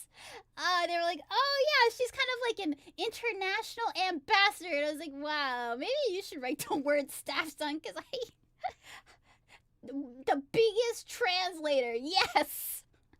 That sounds so appealing when I say it that way. But her Holo Talk series, right, is that's so great at connecting. Yeah, MC of Hololive English, exactly. I said before, I feel like she could be a great game show host. Can you imagine her doing The Price is Right for real? Holy shit. Can petition to let Takanashi Kiata guest host The Price is Right, please? Steve Harvey can take a day off, and Takanashi Kiata can come and do it. Yes, biggest translators. Not now, later. Yes. So, but what I mean is that she is a connector of the branches. She is the hand that reaches out in friendship to JP and says, do you want to be on Holo Talk? And I'll tell everybody what you're blah, blah, blahing about.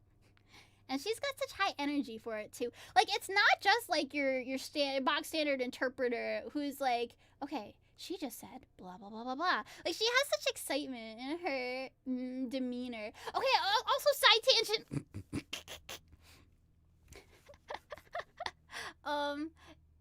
Did I say The Price is Right? I think I meant the other one. The survey one. The Family Feud? Yes. Okay. Yes. Okay. So something I like about her, also, okay, so she has said from the beginning that her Oshi is Pekora, right?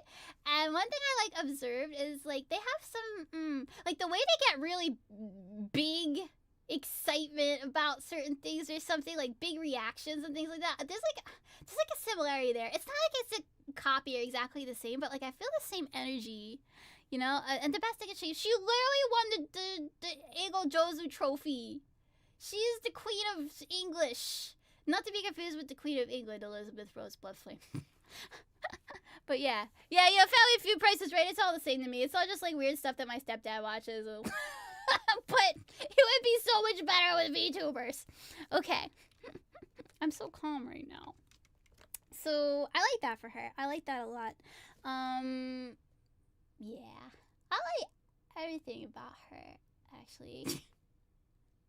I loved her even when she had a flat butt. Yeah. Also, she's good at overcoming stuff like her channel being deleted. Like, she really just rolled with it and did a re-debut stream. That was so good. You know, anyway, that's just more and more things that I like about her. But I have to make sure I give way to everybody. So for Ame, I told Staff-san, I wanted to incorporate the idea of spanning new dimensions, because, like, I wanted to allude to, like, her multi-dimensional counterparts, right? It's just, like, Armando and Biame. I'm very fond of B, so I'm very fond of Biame. And there's Buffson, who's actually my favorite. I just find that so charming. It's, like, this tiny head on a buff bike. And, like, she's so creative, you know? Like, she like created like literal worlds for them to exist in, right? And like set it up and made it happen, you know. I'm really in awe of everything about her, from how cute she is to how well she can make technology work, you know. And stuff. So I was like, yeah, she's like the tech support of EN, you know. But another thing, let's see. I'm just making sure I didn't skip anything in my notes. Yeah. They also said, like, out of all of them, she would be the coolest with you just, like, going with any of her, like memes, like gremlin mode or whatever, you know? So there's that. But, also, I wanted to talk about her, wait for it. I wanted to talk about her determination. Yeah. See, she does it, and she does it the Ame way, and she does it even if she's going, you know? Like, she has such pluck. She has such protagonist energy. I love that for her. Yeah, like, she's an innovator. I would say she's a pioneer. And, you know, I know she said earlier today, like, you know, everybody admitted that together, right?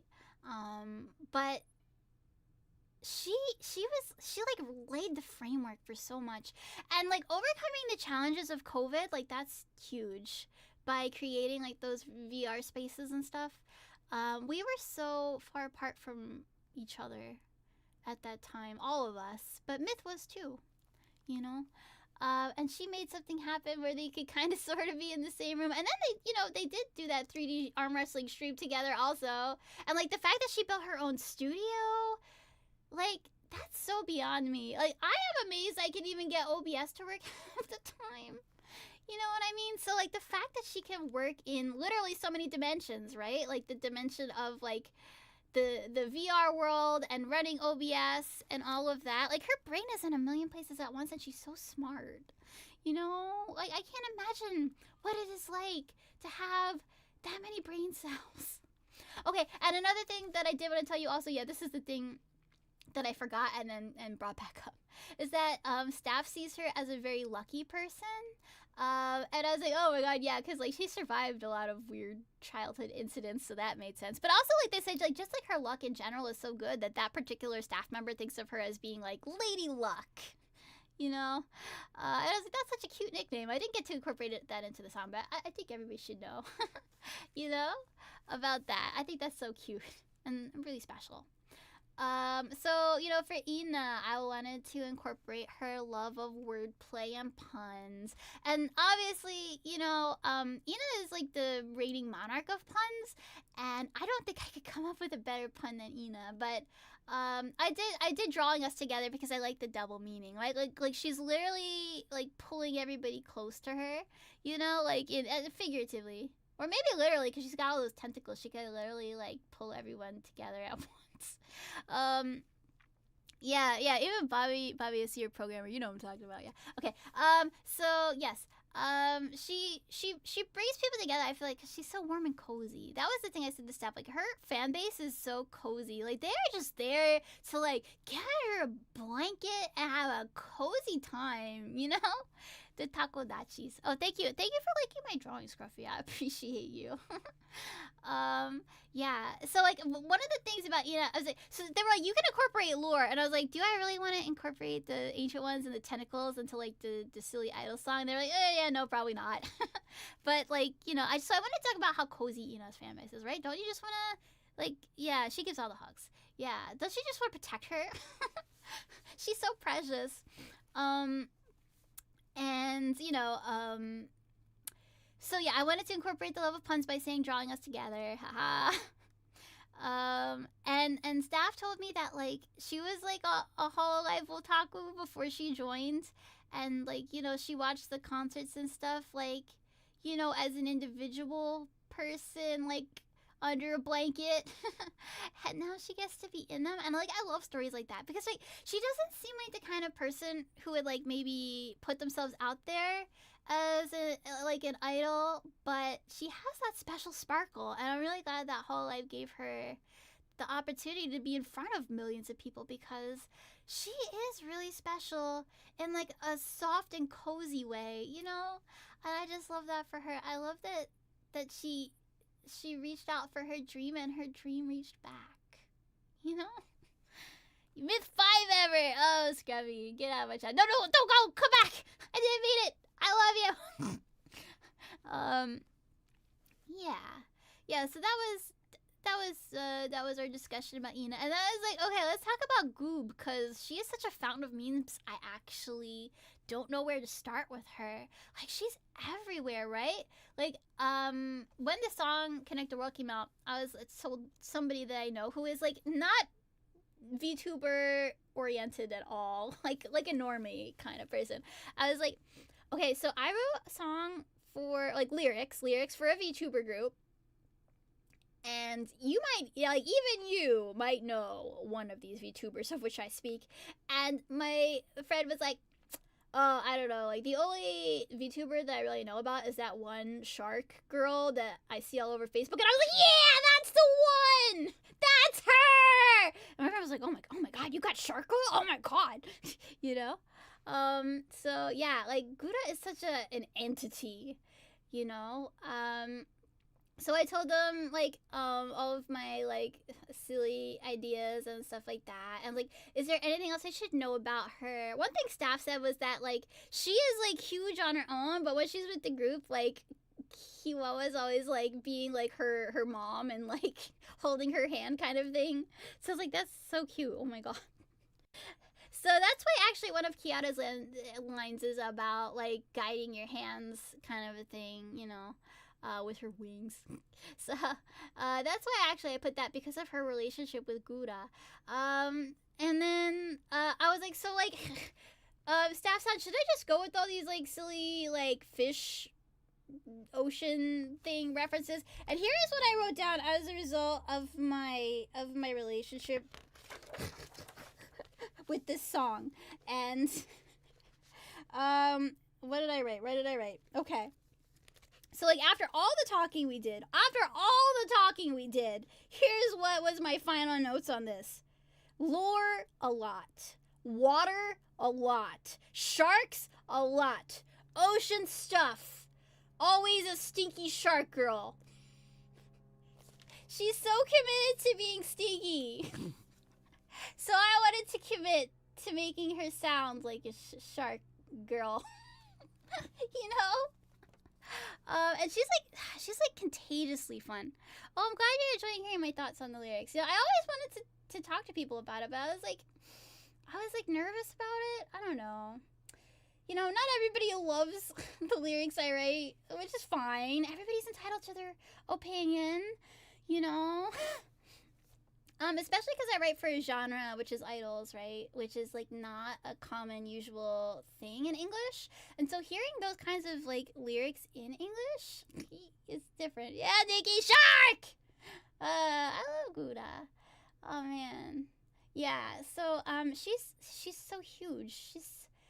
And there's some things I'll keep to myself about my notes. But, she's like a super being, you know what I mean? Like she has the power to get people's interest outside of the VTuber sphere, right? And like even the normies have seen her, that's really extra special, I feel like. Yeah.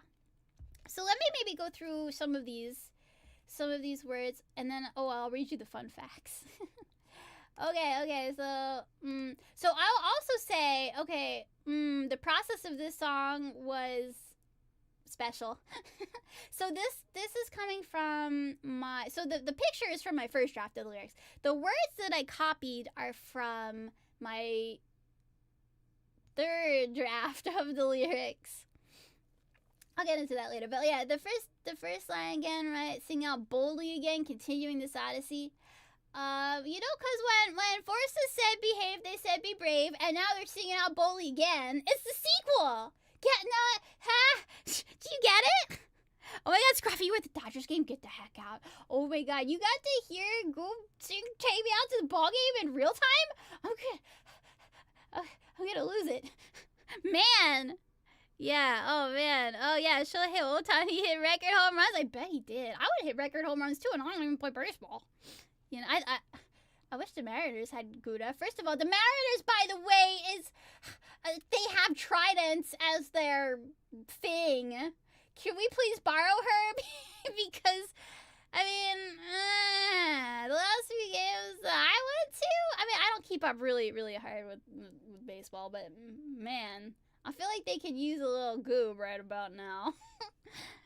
Yes. So, yeah, they're continuing the Odyssey, right? And Odyssey is, like, a long journey with lots of twists and turns. Like, like the Odyssey by Homer. But also they're writing their own Odyssey, and they're finding their way. Start this new refrain brimming with memories. So, like, we're starting another year, and we have been through so much stuff, kind of a thing. And when the clouded skies become bright, let's reunite. So this song, more in particular, so their first two songs, right? Let's talk about those first two songs. You got Journey Like 1,000 Years and Nonfiction. Those are songs that are about coming through the pandemic. Symbolically, I mean, they don't actually sing about, like, the pandemic, but that's what was in Callie's heart when she wrote those lyrics. Again, which is like, you sure you want me to write this one? You know what I mean? Is there a chance I'd be allowed to play the vocal mock-ups? No. Probably not. I mean, I'd have to, like, maybe take my vocals and put them on the finished instrumentals. And I'm sorry to disappoint you. Maybe, yeah. Okay, like, not here. Maybe upcoming, later stream. Again, maybe, like, a bonus for, like, donating to one of my charity streams, okay? And I might have to, I don't know if I'd have to clear that with stuff. Probably not, because it's really just karaoke, right? If I put my demo over the finished instrumental. What I don't want to do is show you an unfinished instrumental, because that would be maybe breaking my NDA, and I don't want to do that. But yeah, I think it would be fun to share my demos one of these times.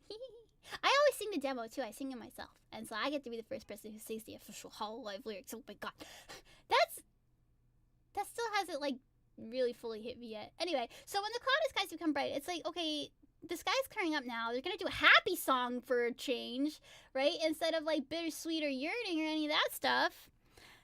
Yeah, definitely, Jack. I'll definitely consider that. So, we're coming from the cloudy into the, not to say that, like, it's always clear skies ahead now for everybody, right? There's always gonna be challenges, but for now, it's like the skies are brightening because we're coming out of COVID and we can see each other again, we can see each other in person. And by the way, still, if you gotta wear a mask, but we can see each other again,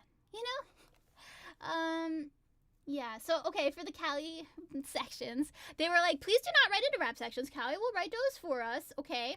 So I would just write Callie does something awesome, part 1. It's like a little filler, little placeholder. And, okay, I will pull this for my notes because this is really fun and funny. Originally, so when they sent me a demo, it was just like a synth sound for the vocals, like in place of where the vocals would be. But for the rapping, there was like sound bites where the rapping would have been, right? And they were like kind of random. So it was very quiet. You couldn't really distinguish words, but to me it sounded like, just do what you want. Wanna go to the moon? I don't know. Wait, where's my car? And so it's like, okay, I do not write in that part. Later they sent me an instrumental that had that taken out so I could just, like, hear the music. you know. So that it's a process. It's a process. Callie wrote some really banger. So here's what I want to say about Callie's sections too. She did write something awesome because like, how do I put this? Like, I have such reverence and respect for Myth and what they do that like I feel like my lyrics still have. It's supposed to be like silly, lighthearted fun, but like my lyrics still have like a tone of like maybe too much reverence to them sometimes. Like, oh my god, they're idols. Oh my god, they're so great. They're so amazing. They had a journey. They did a thing. They pioneered the world, you know? But Callie was like, let's be silly. Let's get real silly with this. And, you know, also, I guess, she asked which other members wanted to rap with her, and Goob was the one who came forward. I can't believe Wawa said, no, she's so good at rapping. And, you know, people are like, the line distribution wasn't even. I'm like, hey, I gave everybody exactly 2 lines. Don't look at me. But, like, no, like, no shade, though. Like, it's like, because those sections were the empty sections, and whoever wanted to be in those sections was in those sections, and who wanted to be in those sections was Callie and Goob, okay? Okay, Bull Bros. Let's go. So, yes, I do placeholders. Also, yeah, for the second part, I wrote, Callie still does something awesome part 2. She can kick your butt with her dad's sandals on, probably. But like every time I wrote a different draft, it would be something different. Like Callie does something awesome part 2, Electric Boogaloo. Callie does something part 2, yes queen, give us death or give us death. Yeah, I just had to write something that's like, okay, this is the Callie section. Yeah, so I talked about Ame's lines and the meme behind that. Okay, the joiners, while we're celebrating, and but that way, yeah, there's another story. Ready? That was the first place where I was like, what can I do with this? Because it's like so rapid fire and so fun. I decided to go with kind of like simple, fun language and simple, fun rhymes. Again, I think I went with perfect rhymes for this one, for this particular section. But this was originally where I was like, could I put the names of the fan bases in here? Like the Deadbeats and the Takodachis and or the Tentacle. They're both accurate, by the way, so don't add them and you're like, actually, it's not the Tentacle in, what's the show goes on? It should be the Takodachis. It's like, they're both valid, okay? Yeah, that's a clip where she explains it. Go watch it. Okay. So yeah, that was the first place I was like, could I fit the fan names? Not this time. I'll shelve that idea for another day, and that came into being when I did The Show Goes On. Yay. So through this world and beyond, right? Because it's like they exist in our realm, and yet they exist in the VTuber realm. They exist in the fictional realm and the real realm at the same time. They're everything at once. They're everywhere. They're everything. You know, our distant dreams have brought us here. Like, they all just started out with, like, different dreams, you know? But they all ended up in the same place. I think Ina was the one who said on the traveling streams that they did recently for Japan that she's really glad that they came together in hololive, because where else would these 5 amazing people had the opportunity to work together, right? Man, that's really special. You know, strong, unyielding bonds, obviously, you know, moments that we hold dear. There's always going to be, like, those special clippable moments, you know? Time rushes on, and though these winds may scatter us, oh no. What did you do to me, past Stephanie? We'll keep this promise when the moment's finally right. We'll always find a way to reunite. Oh, hi, Catch Clam. I'm not, like, a real VTuber, but I work with them. I'm not a real VTuber, but I play one on TV, on YouTube. Yeah, so, yeah. In every universe, they were always meant to meet. I'll get to that later. So, you know, I feel this myself with my own friend group. I will tell you a little bit that the song I wrote right before hololive, like, scouted me as a lyricist contractor lady was called In the Middle of Forever. And the lyrics to that went, let's see, we have a moment in the middle of eternity. And in this moment, I'm so happy that you're here with me. And we are racing through the middle of a runway hand in hand, taking off with no idea where we're meant to land. And, you know, stuff like that. So, like, basically, like, we're all on our own journeys, and those journeys might take us on branching paths. I think, like Callie said earlier today.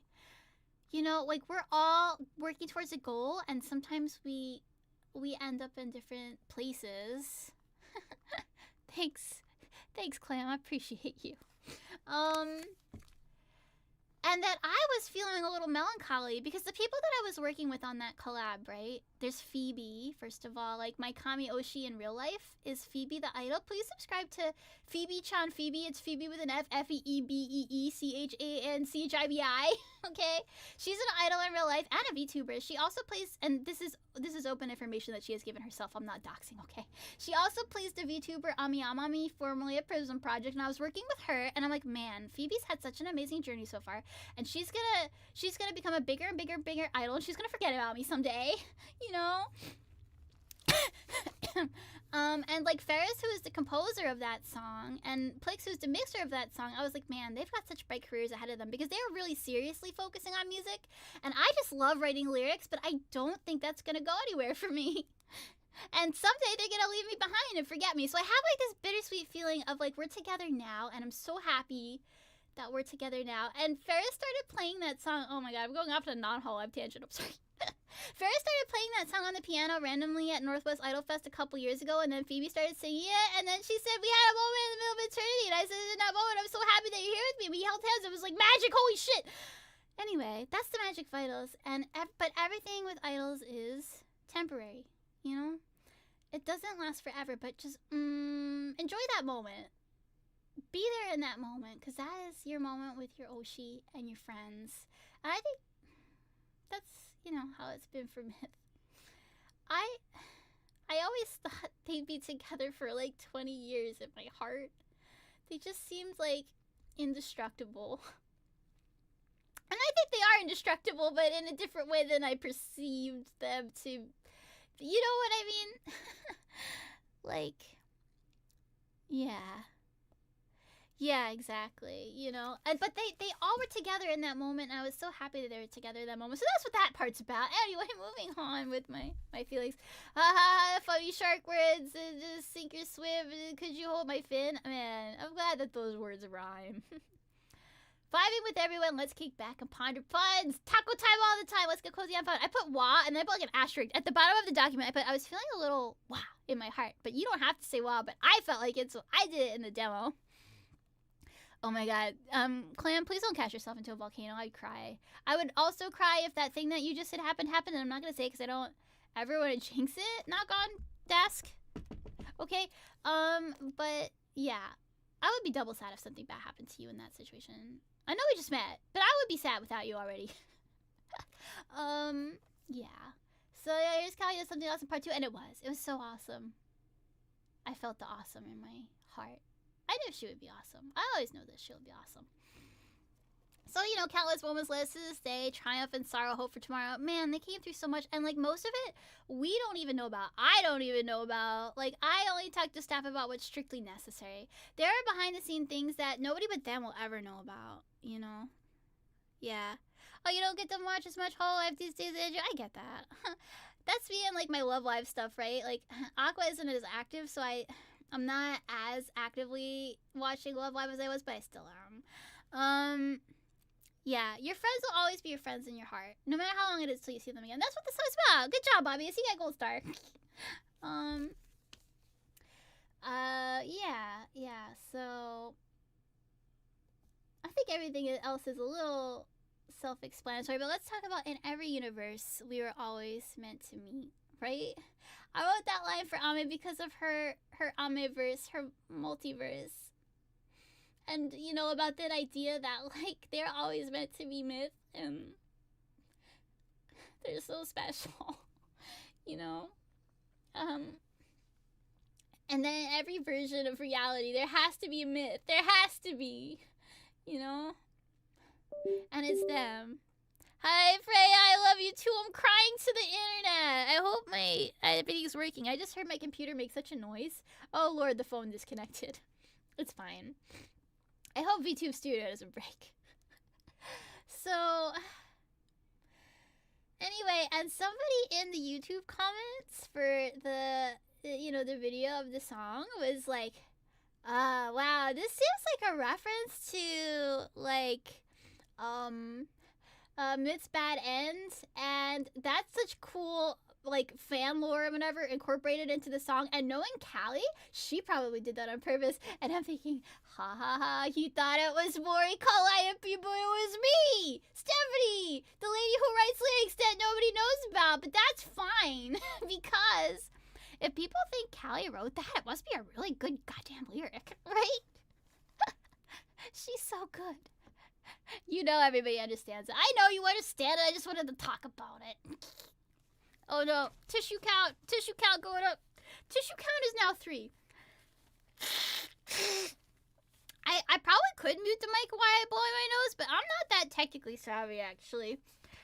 I just inhaled part of the tissue by accident. So I'm not technically savvy or anything savvy. Hi, Nintendo Zombie 96. How are you? Thank you for subscribing. It's so nice to meet new people talking about things I'm passionate about and crying. I'm talking about lyrics I wrote for hololive English and how much I love them and appreciate them and how cool the staff is and all good things. And I hope that I have permission to do this. Actually, so like staff like retroactively said it was okay that I did that like draw 30 hololive talents in one day challenge. I actually had to split it up into 2 days because 30 was too much. They were like, oh yeah, that's good PR, that's good advertising. So hopefully this is good PR and good advertising, and I keep the VOD up forever.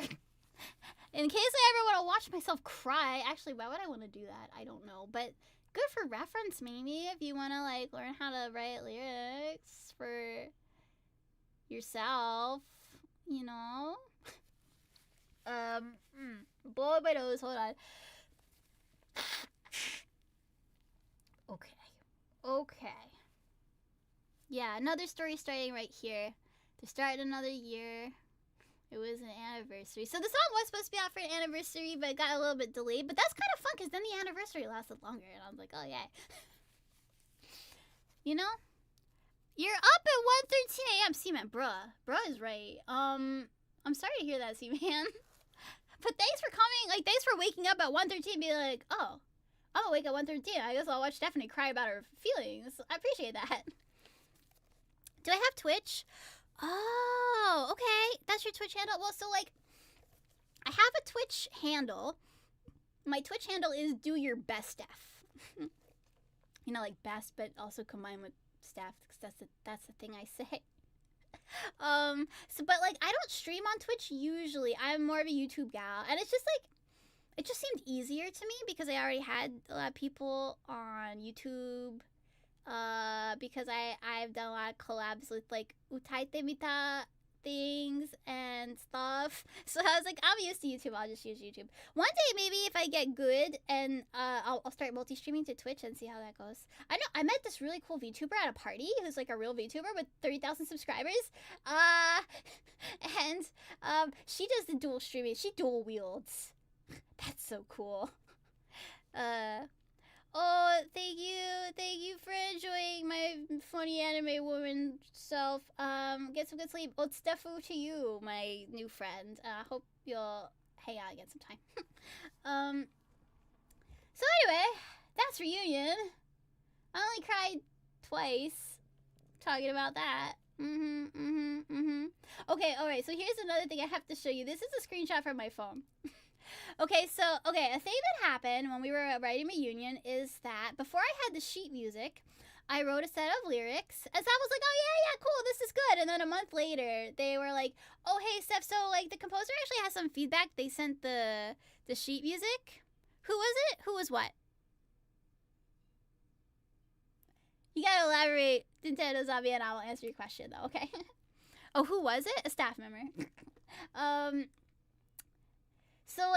So I was like, okay, so the staff member contacted me and they were like, here's the sheet music, and the composer like underlined some things that they want you to like maybe revise or whatever. I was like, oh my god. I looked at the sheet music. I can read kind of sheet music because I was in choir. I'm not great at it. I can't like sight read, but I can like look at it and be like, okay, here's the rhythm. I can clap it out. You know, here's this and that. Here's kind of like roughly the interval, but I can't really. I'm not as good at guessing the intervals looking at sheet music. But yeah. Sheet music is very helpful when I'm writing lyrics, and I will say that since then they give me usually midis and or sheet music. So I had to have a discussion with my usual staff contact. No, oh no, I'm not breaking any NDAs. I don't think. I don't think. I mean, I feel like it's just like a natural part of the process to have to revise things. Like, oh, the VTuber I met? I don't know if I'm allowed to say. I don't know if I want to dox my VTuber friends. But I don't know. She might raid into my stream one day, she said. So I'll let you know later. Yeah. So I was like, okay, I have to have a conference. I have to have a conference with staff son and this person at the music department, and they have a Japanese name. I'm gonna assume they don't speak English, but I don't speak very good Japanese. And I was like, I have to write down all the stock phrases that I might need to know, and then I'm gonna have to ask the other staff son to translate for me. And this is gonna be the most stressful meeting of my life.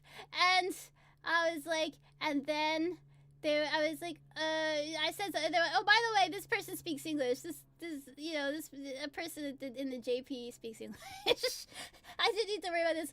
I wrote it in some in kanji, but like mostly in romaji, right? Because that's easier for me to read. Should I change all of it? I wanted to ask.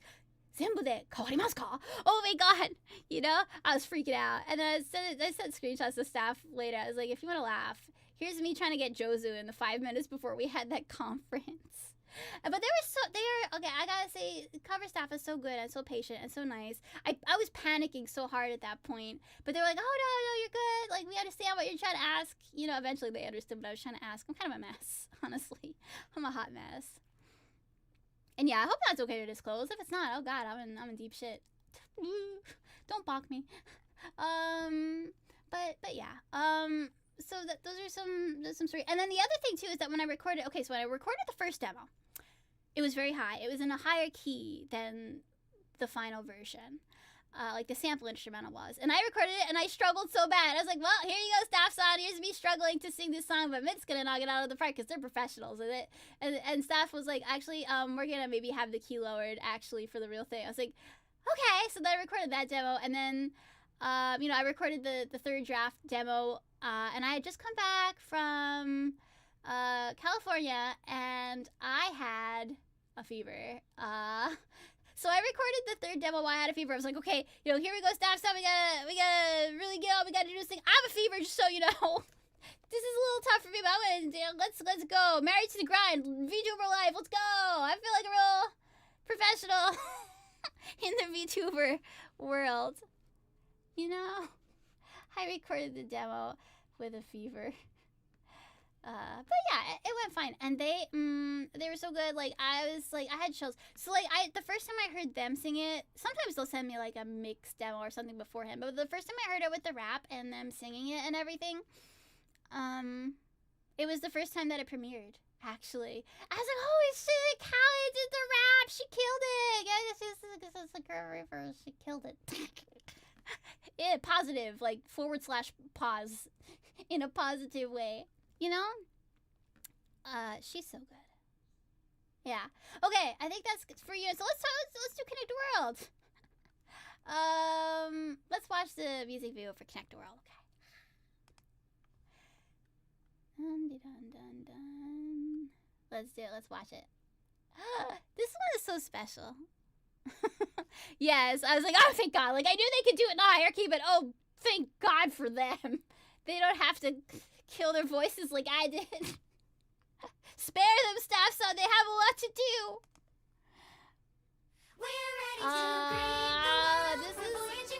This was such a big thing for everybody, right? They had all just gotten their 3D debuts, and then this happened. Oh my god!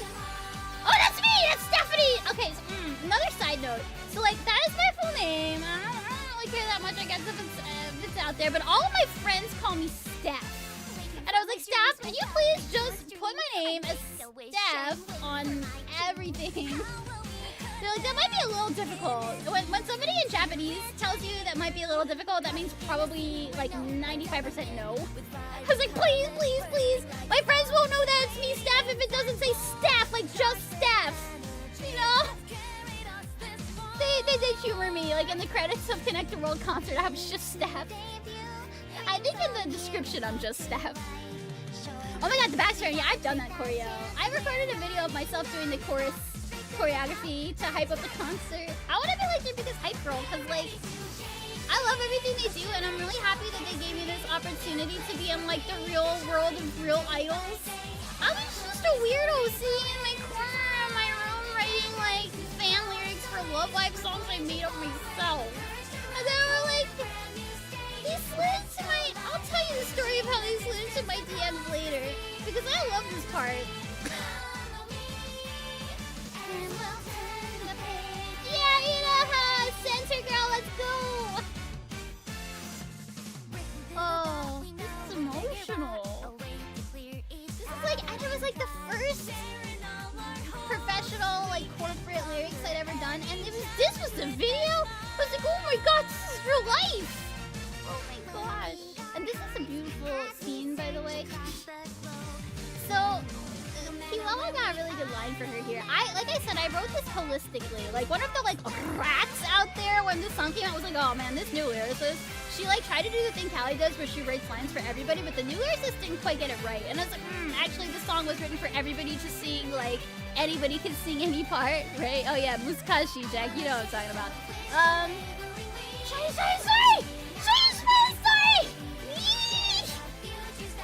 Oh my god, no, they're holding hands. Together.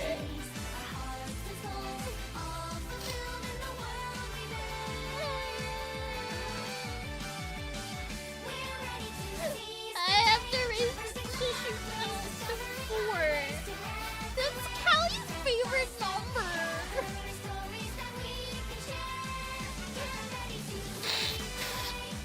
Steph, go hold my wings. Great. Oh my god. I want to see the Blu-ray really bad. That was another one of those times where actually I did not have enough money to pre-order it when it was available for pre-order. So I hope I find it in a second-hand shop somewhere someday. I mean, I probably could be like in the staff song. See, like, oh man, staff song. Can you do me a solid? I don't have enough money for the Connect the World Blu-ray thing. Could you give me one? But I don't want to ever ask them for anything for free because they've already given me all of my hopes and dreams as a lyricist. And also, if they gave everybody who worked on stuff for them free stuff, they would be broke. What was I? Oh god, I lost my mind a little. Okay. Well, that was Connect the World. How do I put this? You know, when a talent debuts, they have a debut stream. And when a lyricist debuts, this happens. I think of it as like my debut into the world of professional lyrics. I need another drink of water. I have to drink water because I'm getting dehydrated from all my tears. Okay. Yes. Now we get to the really fun part. I will tell you the whole... Okay, so now we're back to the beginning, right? We have time travel. We have successfully time traveled. Right? Oh my god, I made the noise. I did it because I wasn't crying. We have successfully time traveled back to Connect the World, the first song that I did when I worked with hololive English. Thanks for sticking around this long. If you had, this is the big one, right? Yeah. So, first I'll tell you, how did I originally fall down the hololive hole? And the answer is my friend Hazel pushed me. I have receipts. Yeah, Hazel, I'm keeping this screenshot forever. So we were deciding, okay, Hazel is my friend, and she lives in another state, but one time I went to her house, and I recorded a song for Chorus Battle at her house. And I was moving across the country at the time. So I was like, okay, I have to stop at Hazel's house when we're halfway between New Jersey and Washington because I need to record for Chorus Battle and I'm stopping at Hazel's house. So I did. And they recorded under her blanket with her mic, with her doll in her room. Oh yeah, I wrote lyrics for that song, Andrew. Thank you for coming. This was my first time writing lyrics for hololive English, and it was not my first time writing lyrics, obviously. Hopefully, they wouldn't just reach out to a person who had never done it before. But yeah, I'll tell you how I first found out about hololive, and then we'll get into stuff. Oh, I'm glad you were impressed, Bobbius. Thank you. Yeah, the idol style without sounding poorly translate. Oh, that's what staff sound told me too. Ha ha. Because, yeah, they wanted somebody who got the idol vibe, right? Somebody who's, like, obsessed with idols. And they were like, okay, probably in their heads, this is just a guess. They're like, okay, here's a woman who has made her entire personality about Love Live and idols, 2D and 3D, but mostly 2D. And she writes songs for them in English. And if we ask her to write songs for hololive, she'll become an otaku for life, and she'll buy all of the stuff that we make, and so we'll make back all of the money that we spent on making this song, because she will buy all of the merchandise that we make, because she's an otaku who loves idols. You know? I'm thinking that's what probably happened, yeah. So the first time I heard about it, so, like, we were deciding what song to do for a chorus battle yet again. Chorus battles, oh man, those were the times. And she's like, okay, this is very idol-like, this song here. She found it randomly while she was looking at, like, Fran Shushu, which also another really great group, by the way. 2D idols, I love them. So she sent us, Yume Miru Sore, right? And this was my response to her. There were some other people talking in the chat about, like, various different things, but I just copied my response. I said, oh no, they're adorable! Oh boy, they're on Apple Music too. And I was packing up to move at this time, actually. It was right before the big move.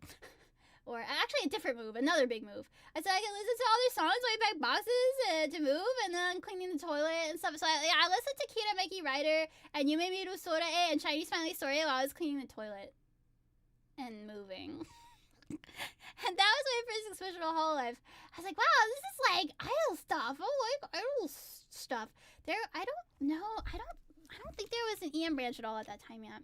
So I was like, let me look into them more, because the only VTuber I was really super familiar with at that time was Kizuna Ai. I was like, oh man, there's like a whole gaggle of VTubers. What do they do? And I watched a video. I think it was labeled like anime at the time, and it's like, I think the kind of thing that we would refer to as like a hologura, right? And I was like, I'm so confused. I don't know if I'm ready for a group of VTubers yet. My brain is too tiny for this.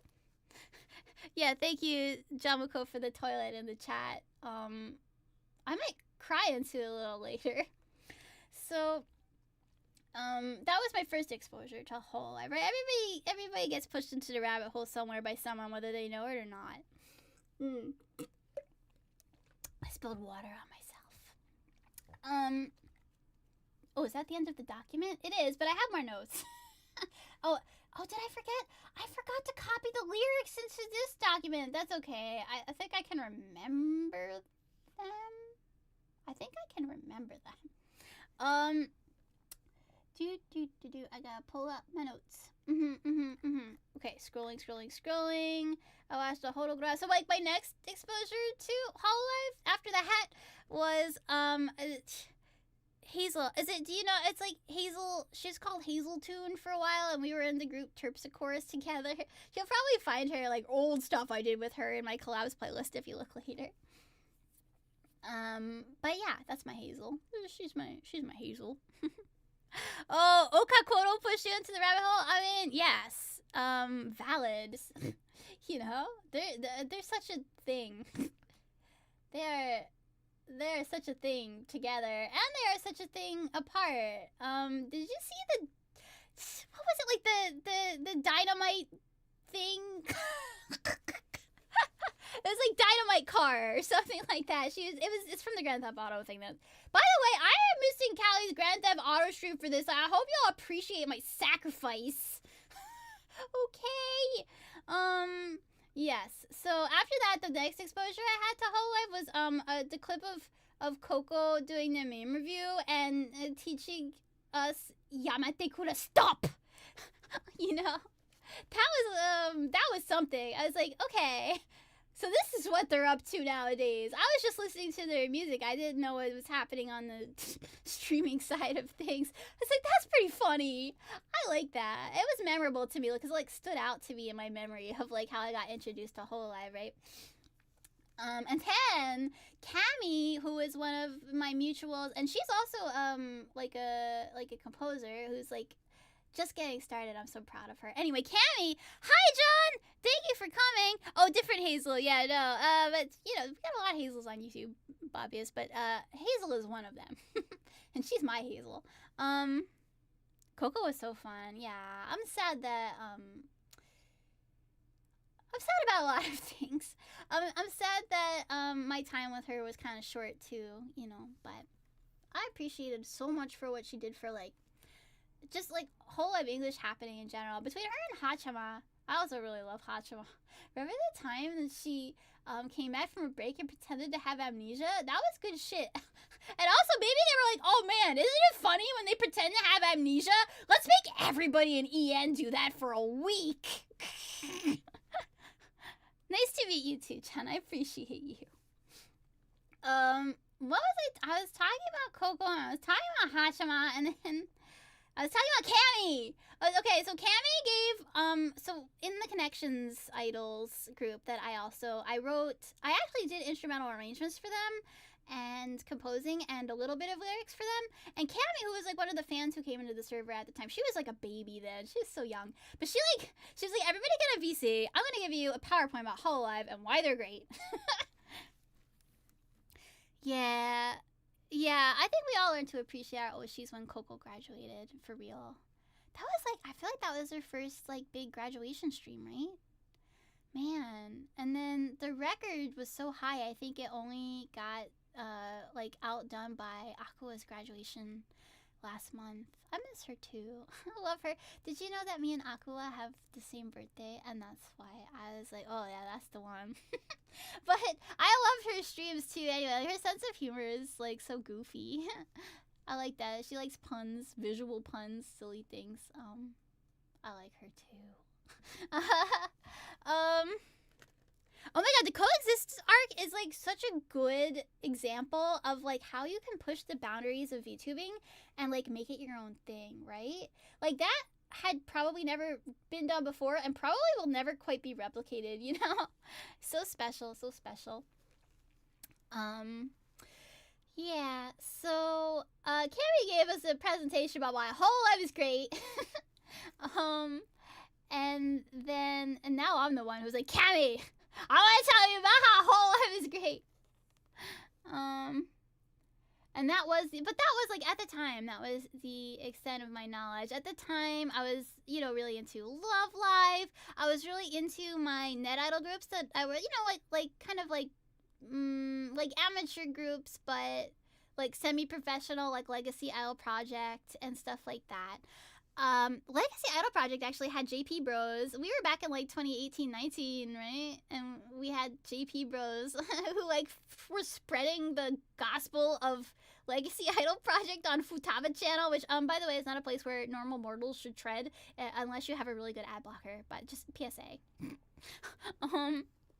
And then people post some content on there and it just reminded me a little on the yabai side, but everything that they posted about Legacy Idol Project was like super wholesome. Like everybody was on their best behavior. Like here's Futaba channel, the cesspool of the Japanese internet, and everybody's being wholesome and like I love these idols that sing in English. They're so cute. We didn't really have VTubing back then so much, but then a lot of them became VTubers later, and like, you know, Legacy didn't last forever either. That's we will get to that maybe later. Nothing really lasts forever. That's another thing that gave me like the sense of like everything is so ethereal when it comes to idols. Everything is temporary but so beautiful and fragile. So that was where I was at that point in time. I was still kind of stuck on that. I was like, oh man, everybody quit becoming a VTuber. I don't like VTubers because all my friends left the idol group and became VTubers. But I didn't really know that VTubers and idols can be the same thing. Thanks, hololive. You know? And then they picked up my vibes. And they were like, we're gonna turn your whole life around because now you can love VTubers. Yeah, idols are really special. Oh, you still feel sad about Coco's graduation, Iki? I know how you feel. I do. She's on another plane of existence, but she's in our hearts too. You know what I mean? And you can always watch her VODs. I think that's really special too. Like for the graduated talents, like Coco and Aqua, you can watch the VODs. You know, and you can remember that special time you had together with them. And that's really nice. I know with Legacy Idol Project, all of our sort of Haishin sort of deals, all of our deliveries, so to speak, we're done via Discord calls where we made that little radio show thing mostly. We had like a few streams, but they're not very well archived. So I can't go back and relive those memories. They're just in my heart. But with VTubers, you know, at least with hololive, you know, when they go through the graduation process, you can watch the VODs and always remember them. And listen to their songs and everything like that too. I mean, I could listen to Legacy songs too whenever I want. And I really hope Legacy will magically get back together someday, because we have 3 songs that we never finished. Anyway. Yeah, so it's like, you know, oh man, I wanna just do idol anime stuff. I wanna be like Hataaki Sensei and write the Love Live songs and do lots of cool music stuff. And one day, I was in my backyard and I saw a shooting star. I know this sounds made up, but I swear to God, it's true. You can find my tweet about I saw a shooting star last night. Back in, like, right before I joined Connections Idols.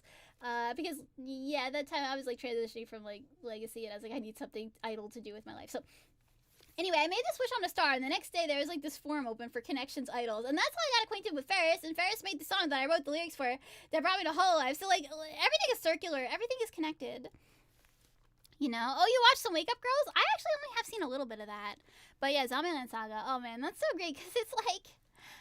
How do I put it? It is an idol anime. It's not like, oh, it's an idol anime, but it's so subversive. Haha, like, we're making fun of it. Like, no, it is seriously an idol anime, but it just has, like, a really weird concept. Like, there's still all the warm, fuzzy feelings and dreams and hopes and things like that, but, like, also there's zombies, which is, and their heads can fall off, and it's kind of silly, right?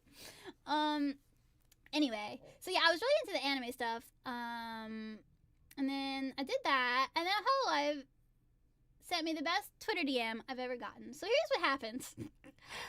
I was at my mom's house. It was the day after Christmas. And, oh yeah, lyrics predicted it. What's so amazing that keeps us stargazing, and what do we think when we say, oh, man, yeah. Is Kermit the Frog your Oshi? Because he's my Oshi too, actually. What was I talking about? Okay, I got the best DM of my life. I was at my mom's. It was the day after Christmas. And I got a DM on Twitter.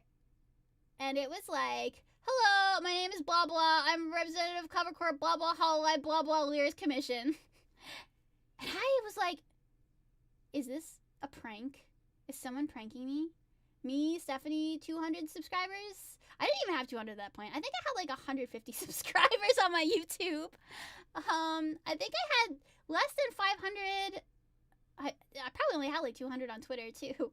Followers. I was like, this has got to be a joke, because why would hololive, the biggest, like, VTuber corporation in the world, be sliding into my DMs and asking me for anything, like, literally anything.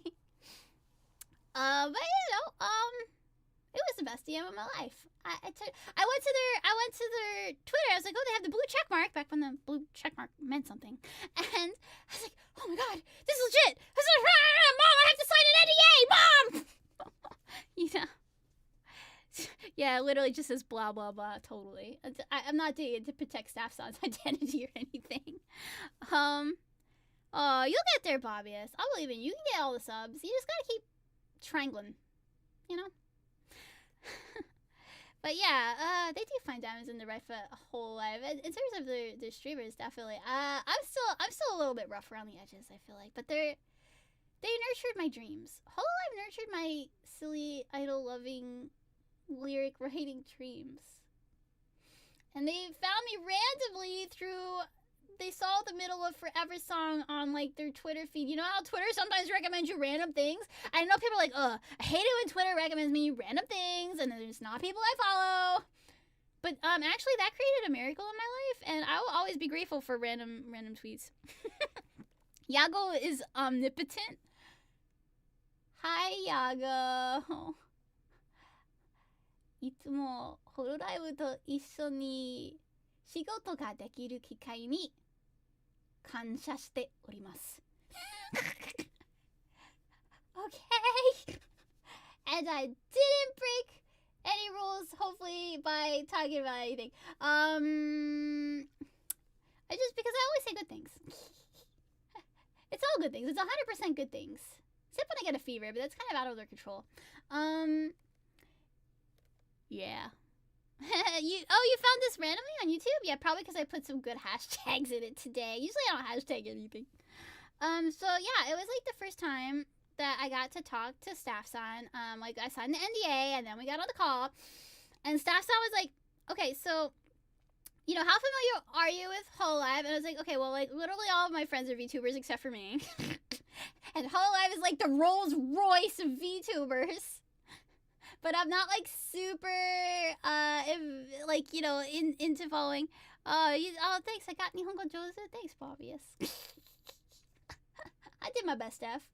So yeah, so there's like, okay, so here's what we're doing. Here's the project we're doing. We need somebody who's obsessed with idols. That's you. I was like, okay. You know, this will be the first song for all of hololive English to sing together. And I was like, oh, wow. And they were like, and it's gonna be their first live concert. I was like, oh, wow. Okay. I said, didn't say it quite that loud because I was trying to keep my shit together. Okay, you understand? I was like, oh, wow. It's professional. We're having a meeting. Oh my god, I'm talking to a professional VTube person. And they said, and then into the bridge, in the bridge of the song, it turns into Shiny Smiley Story. I was like, oh, wow. And then I was like, I kept my call. I was like, oh, wow. They're like, are you familiar with Shiny Smiley Story? I was like, yeah, my friend Hazel sent it to me. And I was like, oh no, they're cute. And then I found about hololive. You know? So I managed to keep it together for like a half hour. They sent me a document about like, okay, here's the whole story of hololive English. Here's the story of all the crappy pandemic things that happened and how hololive was really good. And hololive English like overcame all of that stuff and they triumphed over it. And now they're freaking huge. They're the biggest VTubers in the world. You know? And so let's make a song about that journey and make it like Shiny Smiley Story, but in English. It's like, oh yeah, no pressure. It's just like write the deep side of the whole thing in English, you know, this is cool, okay, you know, it's like, okay, hololive English, it's like the Shark Girl, and I knew Callie a little bit because my friend Freya did a cover of one of her songs, and oh my god, Morning Life is gonna sing a song that I wrote with my words, and it's gonna come out of her mouth, and then, I'm so calm right now. I'm so calm. I was like, oh man, I cannot mess this up. So do you know what I do when I don't want to mess something up? Okay, I have to go to a very special place. I go to my shrine. I go to my Love Live shrine. Okay, and I'm like, ha! Save me, Chica! I have to write the best lyrics in the world. I have to touch the Chica's head. I have to touch her head. Touch her head. Touch her head. Touch her head. Touch her head. Touch her head. Give me all your powers, Chica! I can't freaking handle this. I have to write really good lyrics. Ah! Give me your idol powers. I need you. You are my everything. Takami Chica! Chikachi! I love you. Give me powers. Okay. And she did. Chikachi always comes through for me. I have like this being within me that is called my inner Chica, and it's really just me talking to myself and occasionally my Love Live figurines. But she always comes through to me, and I hear her wisdom in my head, and she holds my hands gently, and she says, Stephanie, you believe in idols so much, and use your feelings. You can do this. You can sparkle. Thank you, inner Chica. I will never forget her wisdom that she gave me when I had to write for Shiny Smiley Story in English. You know, I'm really telling you, I'm such a massive 2D idol otaku. I'm like really into the seiyuu stuff, right? Like, so like there's a lot of really good like IRL idol groups, obviously. But I have been mostly into seiyuu, and they do a lot of the same things. Yeah. Rosie, you came to watch me talk to my Takami Chica figures? I love you. Rosie is my friend. Did you know that we ate crepes? And we both bought a $7 Game Boy game together at Pink Gorilla, and it's not really a very amazing game, but we both bought it so we could play Monster Rancher Card Battle. Like, it's got a charm, I will say. Monster Rancher Card Battle has a charm to it. But it's like, it's special. The translation is special. Anyway, Rosie's my friend. Thanks for coming, Rosie. Rosie's like some kind of VTuber V-singer, actually. You should follow her. Yes, here I am in front of my Love Live Shrine. But I have to go back. Wait. I have to go back. I have to come back. I want chat back. I miss you guys. Okay, you're back in the box. Yeah, so anyway, I was like, this is my purpose in life. I need to make Yago's dream happen. I will stay awake until this song is finished for a week if I have to. Part of my process too, I don't think I mentioned this, is that I cannot properly sleep until the song is done. It's not like for lack of trying. I'm just like so like nervous and anxious and excited about it at the same time that I can't get a proper night's sleep until I feel like I've finished a draft. Like a full draft. I can send a half draft. So I sent like a half draft to the staff and they liked it. So it's like, you know, to make sure, I like to make sure that the direction I'm going in is good. So usually like, sometimes at the halfway point, I'll send them something and be like, how's the vibes? Please do a vibe check for me, staff son. And staff told me later at hololive dinner that people were shaking. I was like, oh, okay. I mean, I was shaking too, but for different reasons. You know? Yeah. And like there's always kind of a quick turnaround time, but that's just the industry, you know. So I did it in you know short and me going without sleep is like my own work style. I don't think the staff condones not sleeping to finish your project. By the way, yeah. I'll have to tell you guys about hololive dinner when I do my Japan presentation. I have to keep some of it under my hat, you know.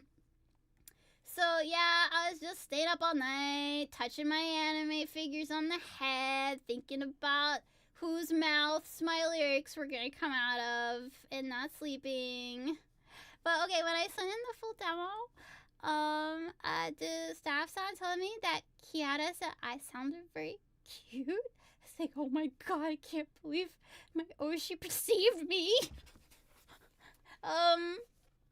That made me happy, and also I wanted to hide under my bed because it's like, oh my god, they don't exist, I'm gonna die. Yeah. And you know, I knew that I loved her like immediately. So when I first started doing my research, I was like, okay, I'm gonna watch collabs because that'll give me an idea of like multiple of the talents at once and see how they bounce off each other. And so the very first collab, like, you know, that I watched was, I think it was Myth's second collab that was hosted on Kiara's channel. And do you know, have you ever heard of Love at First Sight? I feel like that was Love at First Stream. Because I love the way that she was like keeping the conversation going, and she is so like bright and bubbly, and I like the way that she feels like an idol in one of my animes. Like, she has such big dreams, and sometimes there's obstacles, but she's gonna kick their butts. And she can do everything that she puts her mind to, and she wants to always, like, bring it to the next level and make the fans happy, and she's, like, thinking of us every day, every night, and I think about her every day, and every night, also. It's a two-way thing. But, she doesn't have to think about me, like, specifically. She could think about, like, everybody at once, you know? Yeah. But you know, like she just thinks of the fans as like a body of chickens, as an entity a lot, and she always wants to make us happy and like give us the best stream. Sometimes to her own detriment, I feel like.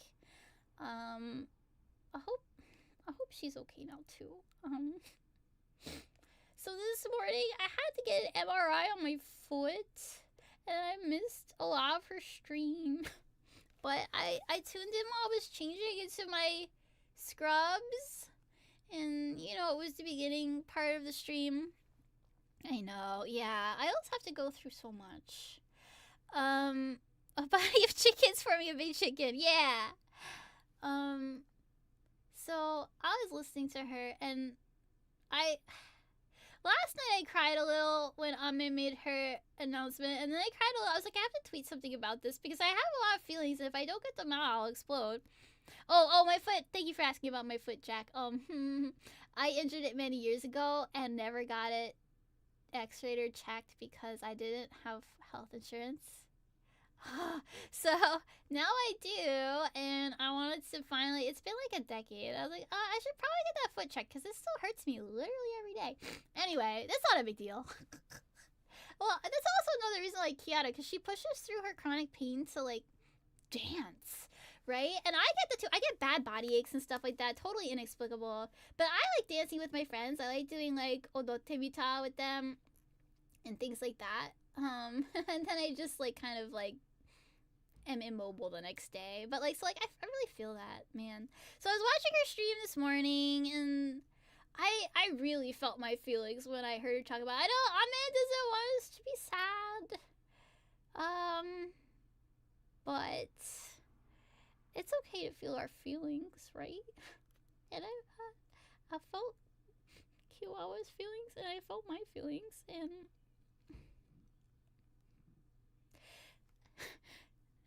we're all together. When will I get feedback? Sorry, it's a little delayed. What am I getting feedback about? You cried twice today. Me too. I cried more than twice today. I cried in the car on the way home from work thinking about I have to talk about a whole life stuff before Ame graduates. Or not graduating, she's not graduating! She's like doing it the Ame way, where she can come back if she wants, and I hope she does. You know what I mean? But like it's gonna be different. It is gonna be different, and I understand change is a part of life. Every idol project I've worked on before hololive has gone through difficulties and changes. My first idol group that I made, that was like a Love Live fan song group, we had to take down all our videos because someone accused our artists of like copying poses from a gacha game, and like it was like a whole thing. I was like, oh well, there go all my dreams down the toilet. I'll never write idol songs in this town again. You know, and then I did anyway, because that's when Legacy recruited me. And then, you know, like I said, one thing led to another, and everything was, yeah. I know Ame will be back. I know she'll come back in time to see us someday. Yeah, I know, listening to Kiwo, but like, how I put it, it validated my feelings because I felt a lot of the same feelings. But also, I want her to know that she's not alone, and a lot of us are sad.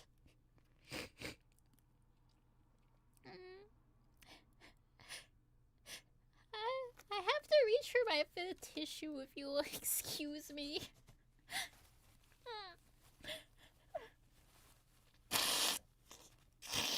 But then I got my MRI. I told Beats about this already. I got my MRI, and I got back in the car. I forgot my car keys at the place. I had to go back and get them. I forgot a lot of things this morning, actually. Like, when I was leaving my house, my brain was, like, everywhere but where I was supposed to be. Anyway, so I got back in the car, and I turned on the screen, and she's just, like, talking about Uranus. Like, it's... You know what I mean? And it was so cathartic. And she read my super chat. How does it work? I can't always listen at work, like I said, because I do customer service stuff, so a lot of times... Oh, thank you, Himawari. Way I can read. Himawari, Copter! You're a sunflower copter! Oh, I see that on your little taco, actually. That's so cute. Our working memory is maxed out. We're forgetting things. I know, right? Oh my god, it's too much. I have 20 different VTubers in my head at all times, plus all my friends who are VTubers. And I want to watch everybody's streams all the time, but like also I have to like live and breathe and eat and go to work. I didn't eat dinner today. Like I just didn't even have an appetite, honestly. But I was like, I have to do this thing. I have to tell everybody about my love and my feelings. And have you guys seen all the pictures? Okay, well if you've been on my Twitter, you have seen the pictures that I always draw the staff a thank you note because like, wow, this is the biggest goddamn thing that ever happened to me. What am I gonna do to show my gratitude? I guess I'll pick up some pens. Am I gonna archive this? Yeah, sure. I hope so. Unless staff bogs me. Unless they're like, Stephanie, you are not supposed to talk about that, and you will never write idol songs in this town again. You better take that VOD down, or we're coming after your butt. In that situation, yeah, I would take the VOD down. I really should have asked permission, but like, I had all these feelings, and I think everything I said is like okay to talk about. So I don't know. So I post a picture every time. Every time I write a song for hololive English, I write the lyrics. By the way, I've never written the music. I want to get to that point someday where I'm writing music. I'll tell you about that later. Um, I'm gonna drag this on the screen now. So I have shown every picture on my social media that I drew with office supplies.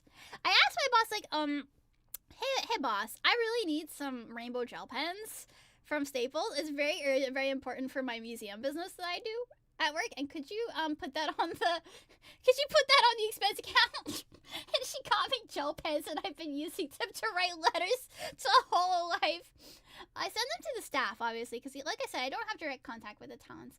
Except when Kara likes my tweets, Nerissa likes my tweets. Oh my god, guess what happened the other day? You'll never fucking guess. Maury liked one of my tweets. I was like, oh my god, she perceived me with her eyes, and she saw my word with her mouth. I'm normal. I'm so normal. Okay, now it is floor time, actually. I should lay down on the floor. Okay. We're just having a roller coaster of emotions today right now. She liked my tweet about the picture that I drew for the 4th anniversary, and she liked the tweet that I made about the pictures that I drew in the Google Doc for The Show Goes On. I was like, wow. She didn't have to like my tweet, but she did. Like, okay, like with Kiara, if you're like regular enough and you're like her fan and stuff, she usually likes your tweets. Like, you know, she will mingle with the commoners, and I like that about her too. I hope that someday. Okay, so I'll only be brave enough to ask her for a collab if I get 10,000 subscribers, and right now we're 9,700 away from that. So not gonna hold my breath, but you know what I mean. She like collabs with indies and stuff. I like that about her. But yeah, I wouldn't ever really expect any of the talents, even though I do like some work for them. I mostly work with staff, right? I would never like expect them to go out of their way to like one of my tweets. Like, that is not an expectation just because I wrote a couple songs. It's just 4 songs, right? Think about how big their discography is. They can't keep up with every producer and every songwriter. But 3 of them have liked my tweets. And like, as a fan of Isles who loves Isles and eats, sleeps, and breathes Isles. Well, thank you for subscribing. As somebody who loves Isles so much, that means the world to me. You know? Okay, I can still make this fifth tissue work. It's still got a little bit left. Oh no, I ripped it. I think I'm gonna go back to tissue number 4 because that one looks like it still has some life left in it. Yeah. Okay. I had to stop crying because I wanted to sing a song.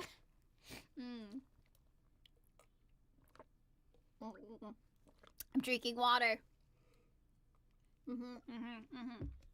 Okay, so I have showed off every note that I've written on social media, so I don't know if I'm going to go back and go over them. But I will show you the secret one that I've never shown anybody that I did for Connect the World. It's so bad, you guys! I was, you know, for every drawing after this drawing, I will tell you. Yeah, I'm rationing my tissues. What about a Jack? Yeah. So, when I drew the first thank you note, I was like, I have to make it real quick, because this thing is, you know, like, well, what's on my mind? I gotta rattle off all these words, and I'm gonna write them in pen, and also I'm gonna draw the pictures in pen. No takesies, backsies, no erasing. Every single note after that I drew, I did in pencil first, and then outlined it in pen, and it has made a difference. But I'll show you, just because you guys are here today.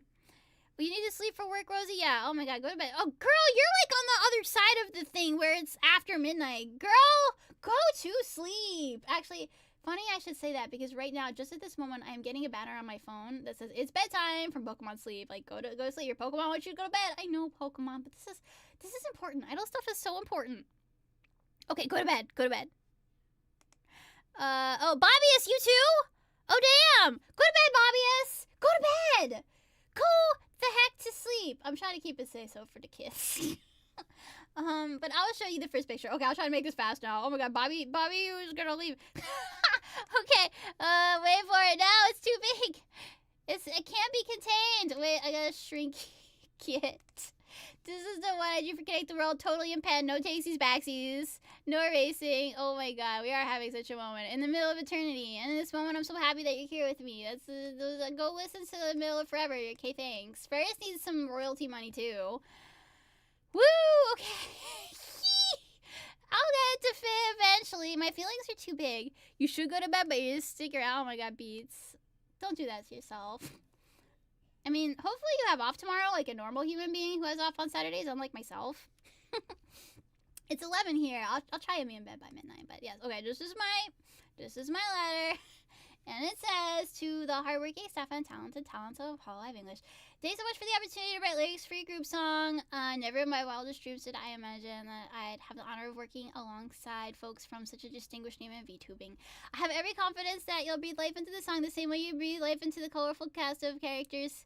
I mean, they basically are. They exist as a colorful cast of characters. I would reframe the way I say that, maybe. But, let's see. The colorful cast of cute, energetic characters with your skills. They have such skills, and hopefully they pay all their bills, right? Skills bills. I'm a lyricist. All right, where's that rhyme?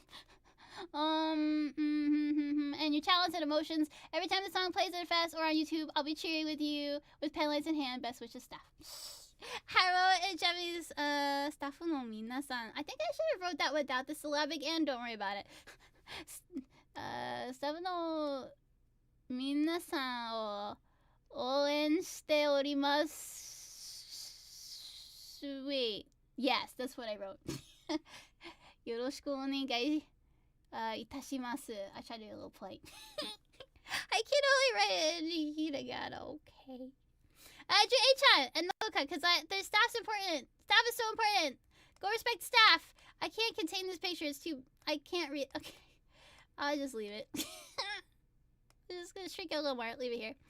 Yeah. So that's my original thank you note to hololive. I don't think I've gotten better at drawing since then, but I've gotten better at sketching with a pencil first and drawing with a pen second, okay? Yeah, look at that face Bay's making. I mean, it's pretty on brand, right? Please perceive her. Witness her, if you would. Yeah. Oh man, did you guys know in the chat that Freya has a crush on Bay? Ooh, I'm telling. This is my friend Freya, who I hang out with IRL. We might get pancakes someday if I'm not feeling dead from my COVID booster shot, but I'll probably be feeling dead from my COVID booster shot. But if not, we'll get pancakes. Woo, okay. I'm about to wrap things up, you guys. Yes, cute and honest. I am nothing if not honest. I don't know about the cute part. I'm working on it. Tete, oh, thank you. I think hololive is Tete, and I'll keep supporting them always. I'll keep supporting Myth no matter what, forever and ever and ever, because they're part of... You really like Crony? I think Crony really likes Crony. Crony doesn't like this specific drawing of Crony, but you know what I mean. Thank you for being a Crony appreciator. Crony would appreciate you being a Crony appreciator. I just know it. Nobody appreciates Crony more than Crony, but we also appreciate Crony. Yeah. Man, I haven't gotten to talk about Fauna and how much she's good at ASMR and voice acting. I'll talk about that another time. I like how silly moving. I like everybody a lot. I like bass dancing. Did I mention I like bass dancing? I will go off on a tangent about bass dancing when I give you guys my whole Fest 2024 slideshow. Man. I love all of them. Like, they're all special to me. Iris' singing, like, sets my heart on fire. She's so good and pretty and cute. Even when she is a little yabai, I still love her. You got your Fauna dice? Oh, hell yeah, Jack. Listen, will you let me borrow your Fauna dice if I let you borrow my squeaky KFP? Because... like I said, I wish I could afford all the merch. So please listen to all the songs that I showed you tonight over and over and over and over again. But, like, don't spam them, like, on purpose. You know what I mean? But, like, listen to them, like, a little bit every day. And then I'll have enough royalties to buy a lot of merch. Thank you. That's my, plug for today. Okay, so, one thing I wanted to do to wrap up the stream is... I just threw away my notebook. Don't worry about that big noise. I had to throw it on top of my empty suitcase because I don't have room for an empty suitcase in my room. One of the last things I want to do before the stream is over is I want to sing a song that I wrote myself. I wrote it on piano. I think anybody who knows me probably knows this song because I'm like, man, this thing that's happening makes me sad. Remember this time I wrote this song? But it's not just a sad song. It's like a life song. Yeah. Let me make sure that my plugins are all proper. Edit filters. Is the reverb off? Oh, good. The reverb is off now. If I would have left the reverb on the whole stream, I would have felt so stupid. Okay. And I'm gonna go to my karaoke room, which I rarely ever go to. I don't do a lot of karaoke streams for, I don't know, because they seem like a lot of setup, actually. But I'm gonna sing a song. So this song that I wrote, I told you, I mentioned a lot of times about Legacy Idol Project, right? And how it was like, oops, I moved the wrong thing. Legacy Idol Project was like my first like foray into lyric writing for idols on a bigger audience, I would say, and to a Japanese and English speaking audience. And they were so very special to me, and like they were so big and huge for a hot minute, and then, you know, the project wasn't necessarily sustainable because it was just run by idol fans who didn't have a lot of like business experience, let's say, right? But, you know, and I noticed that things were changing and were going to change. And things might not be the same, but that the love that I held in my heart for everyone was so strong. And I have felt that same feeling again and again and again with every idol thing that I've worked on. And now it's happening, you know, with hololive. I felt it with Aqua, of course, but I can only understand roughly 25% of what comes out of her mouth. You know, because I'm not that Jozu. I'm learning though. I'm doing my best. Ganbarimasu defu. But this is such a big important moment, and so I wrote this song for Legacy Idol Project. It was just really a gift for the other members. It wasn't meant to be like a song that we sung in public at first, and then, you know, I was like, oh, let's really do it for real. I'll commission my friend to make an instrumental.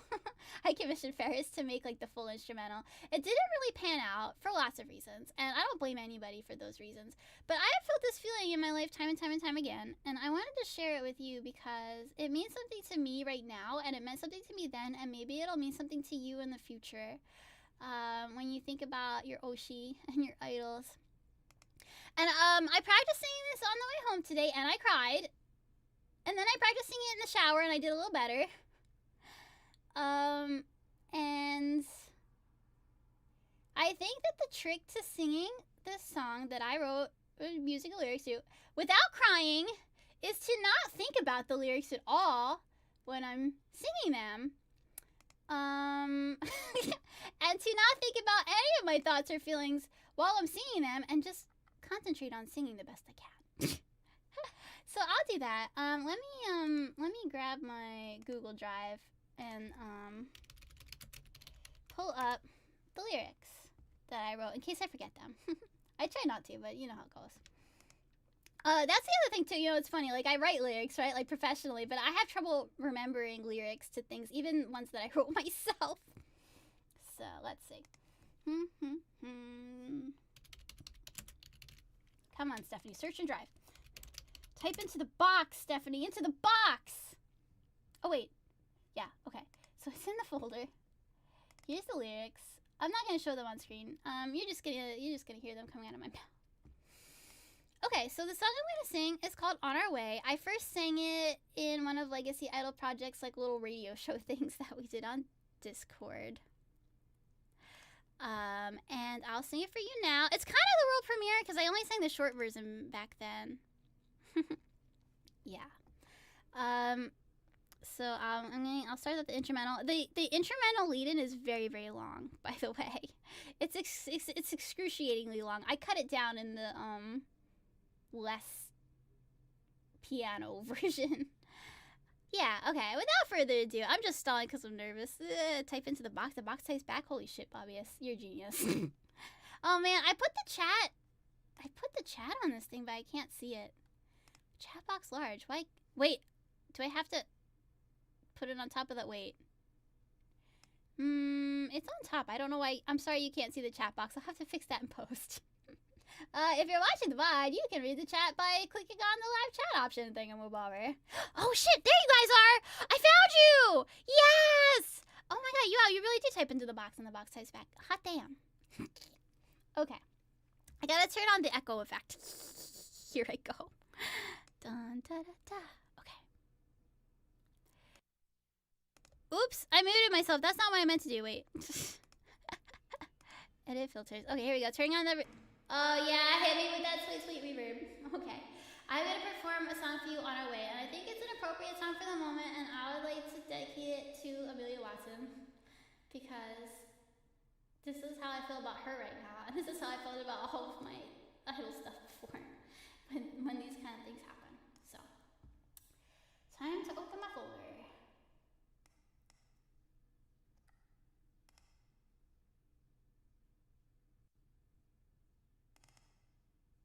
If I start crying, I'll have to play you the version that I recorded as a backup plan. Pre-recorded.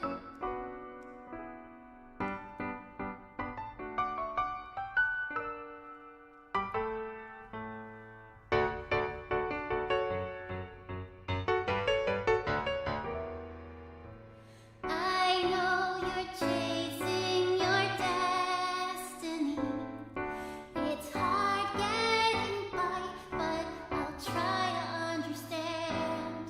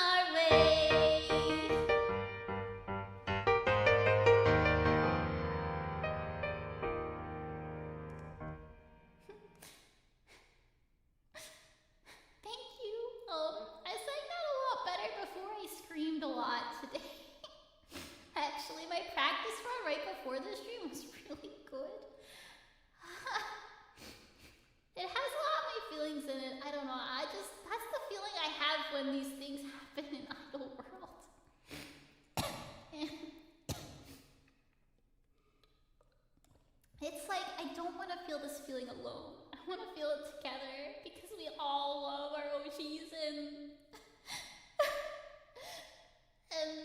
we all like wish for their happiness, and we're so happy that we were on this journey together. And we'll keep supporting them wherever they end up, and it just won't be the same. And that's okay, because life is changing all the time. Life is nothing but change.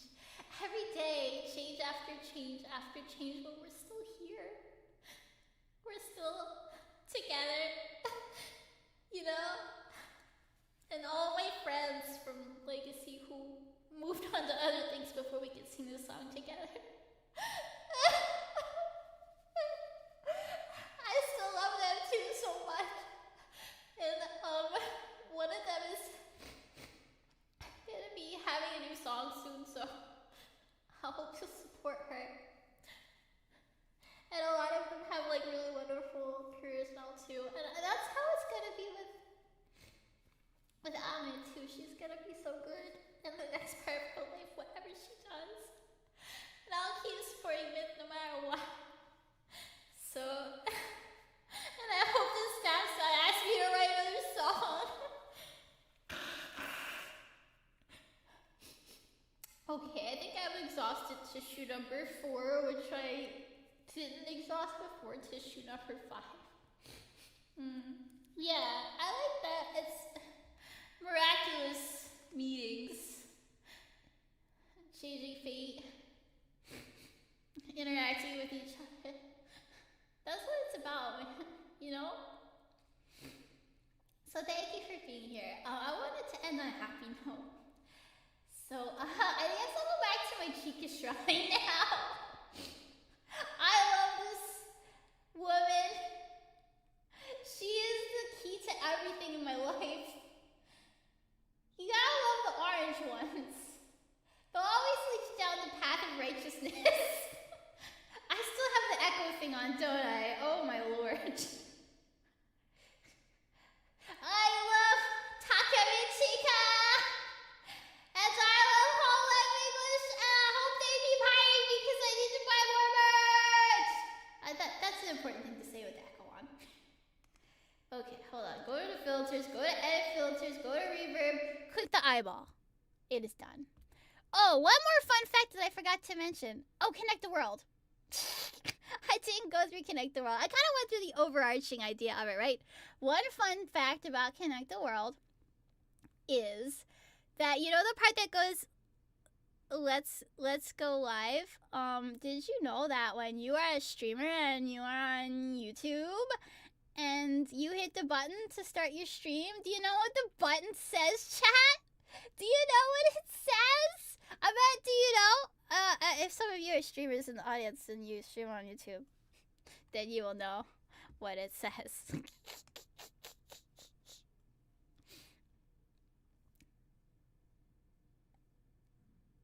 Do you know what it says? It says go live. And so every time I hit the go live button for one of my streams, I think of hololive Connect the World. And maybe, hopefully, this is my secret hope. I hope that the hololive talents think it too. And then the song gets stuck in their head.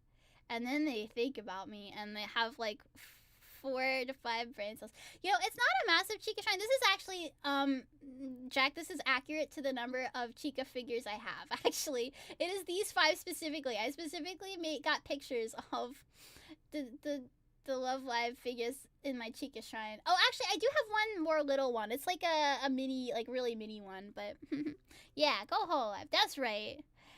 That is right, Himawari Copter. You're so valid.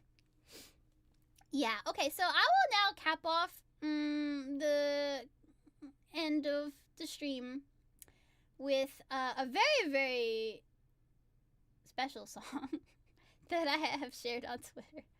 The very special secret version of Breaking Dimensions. Yeah.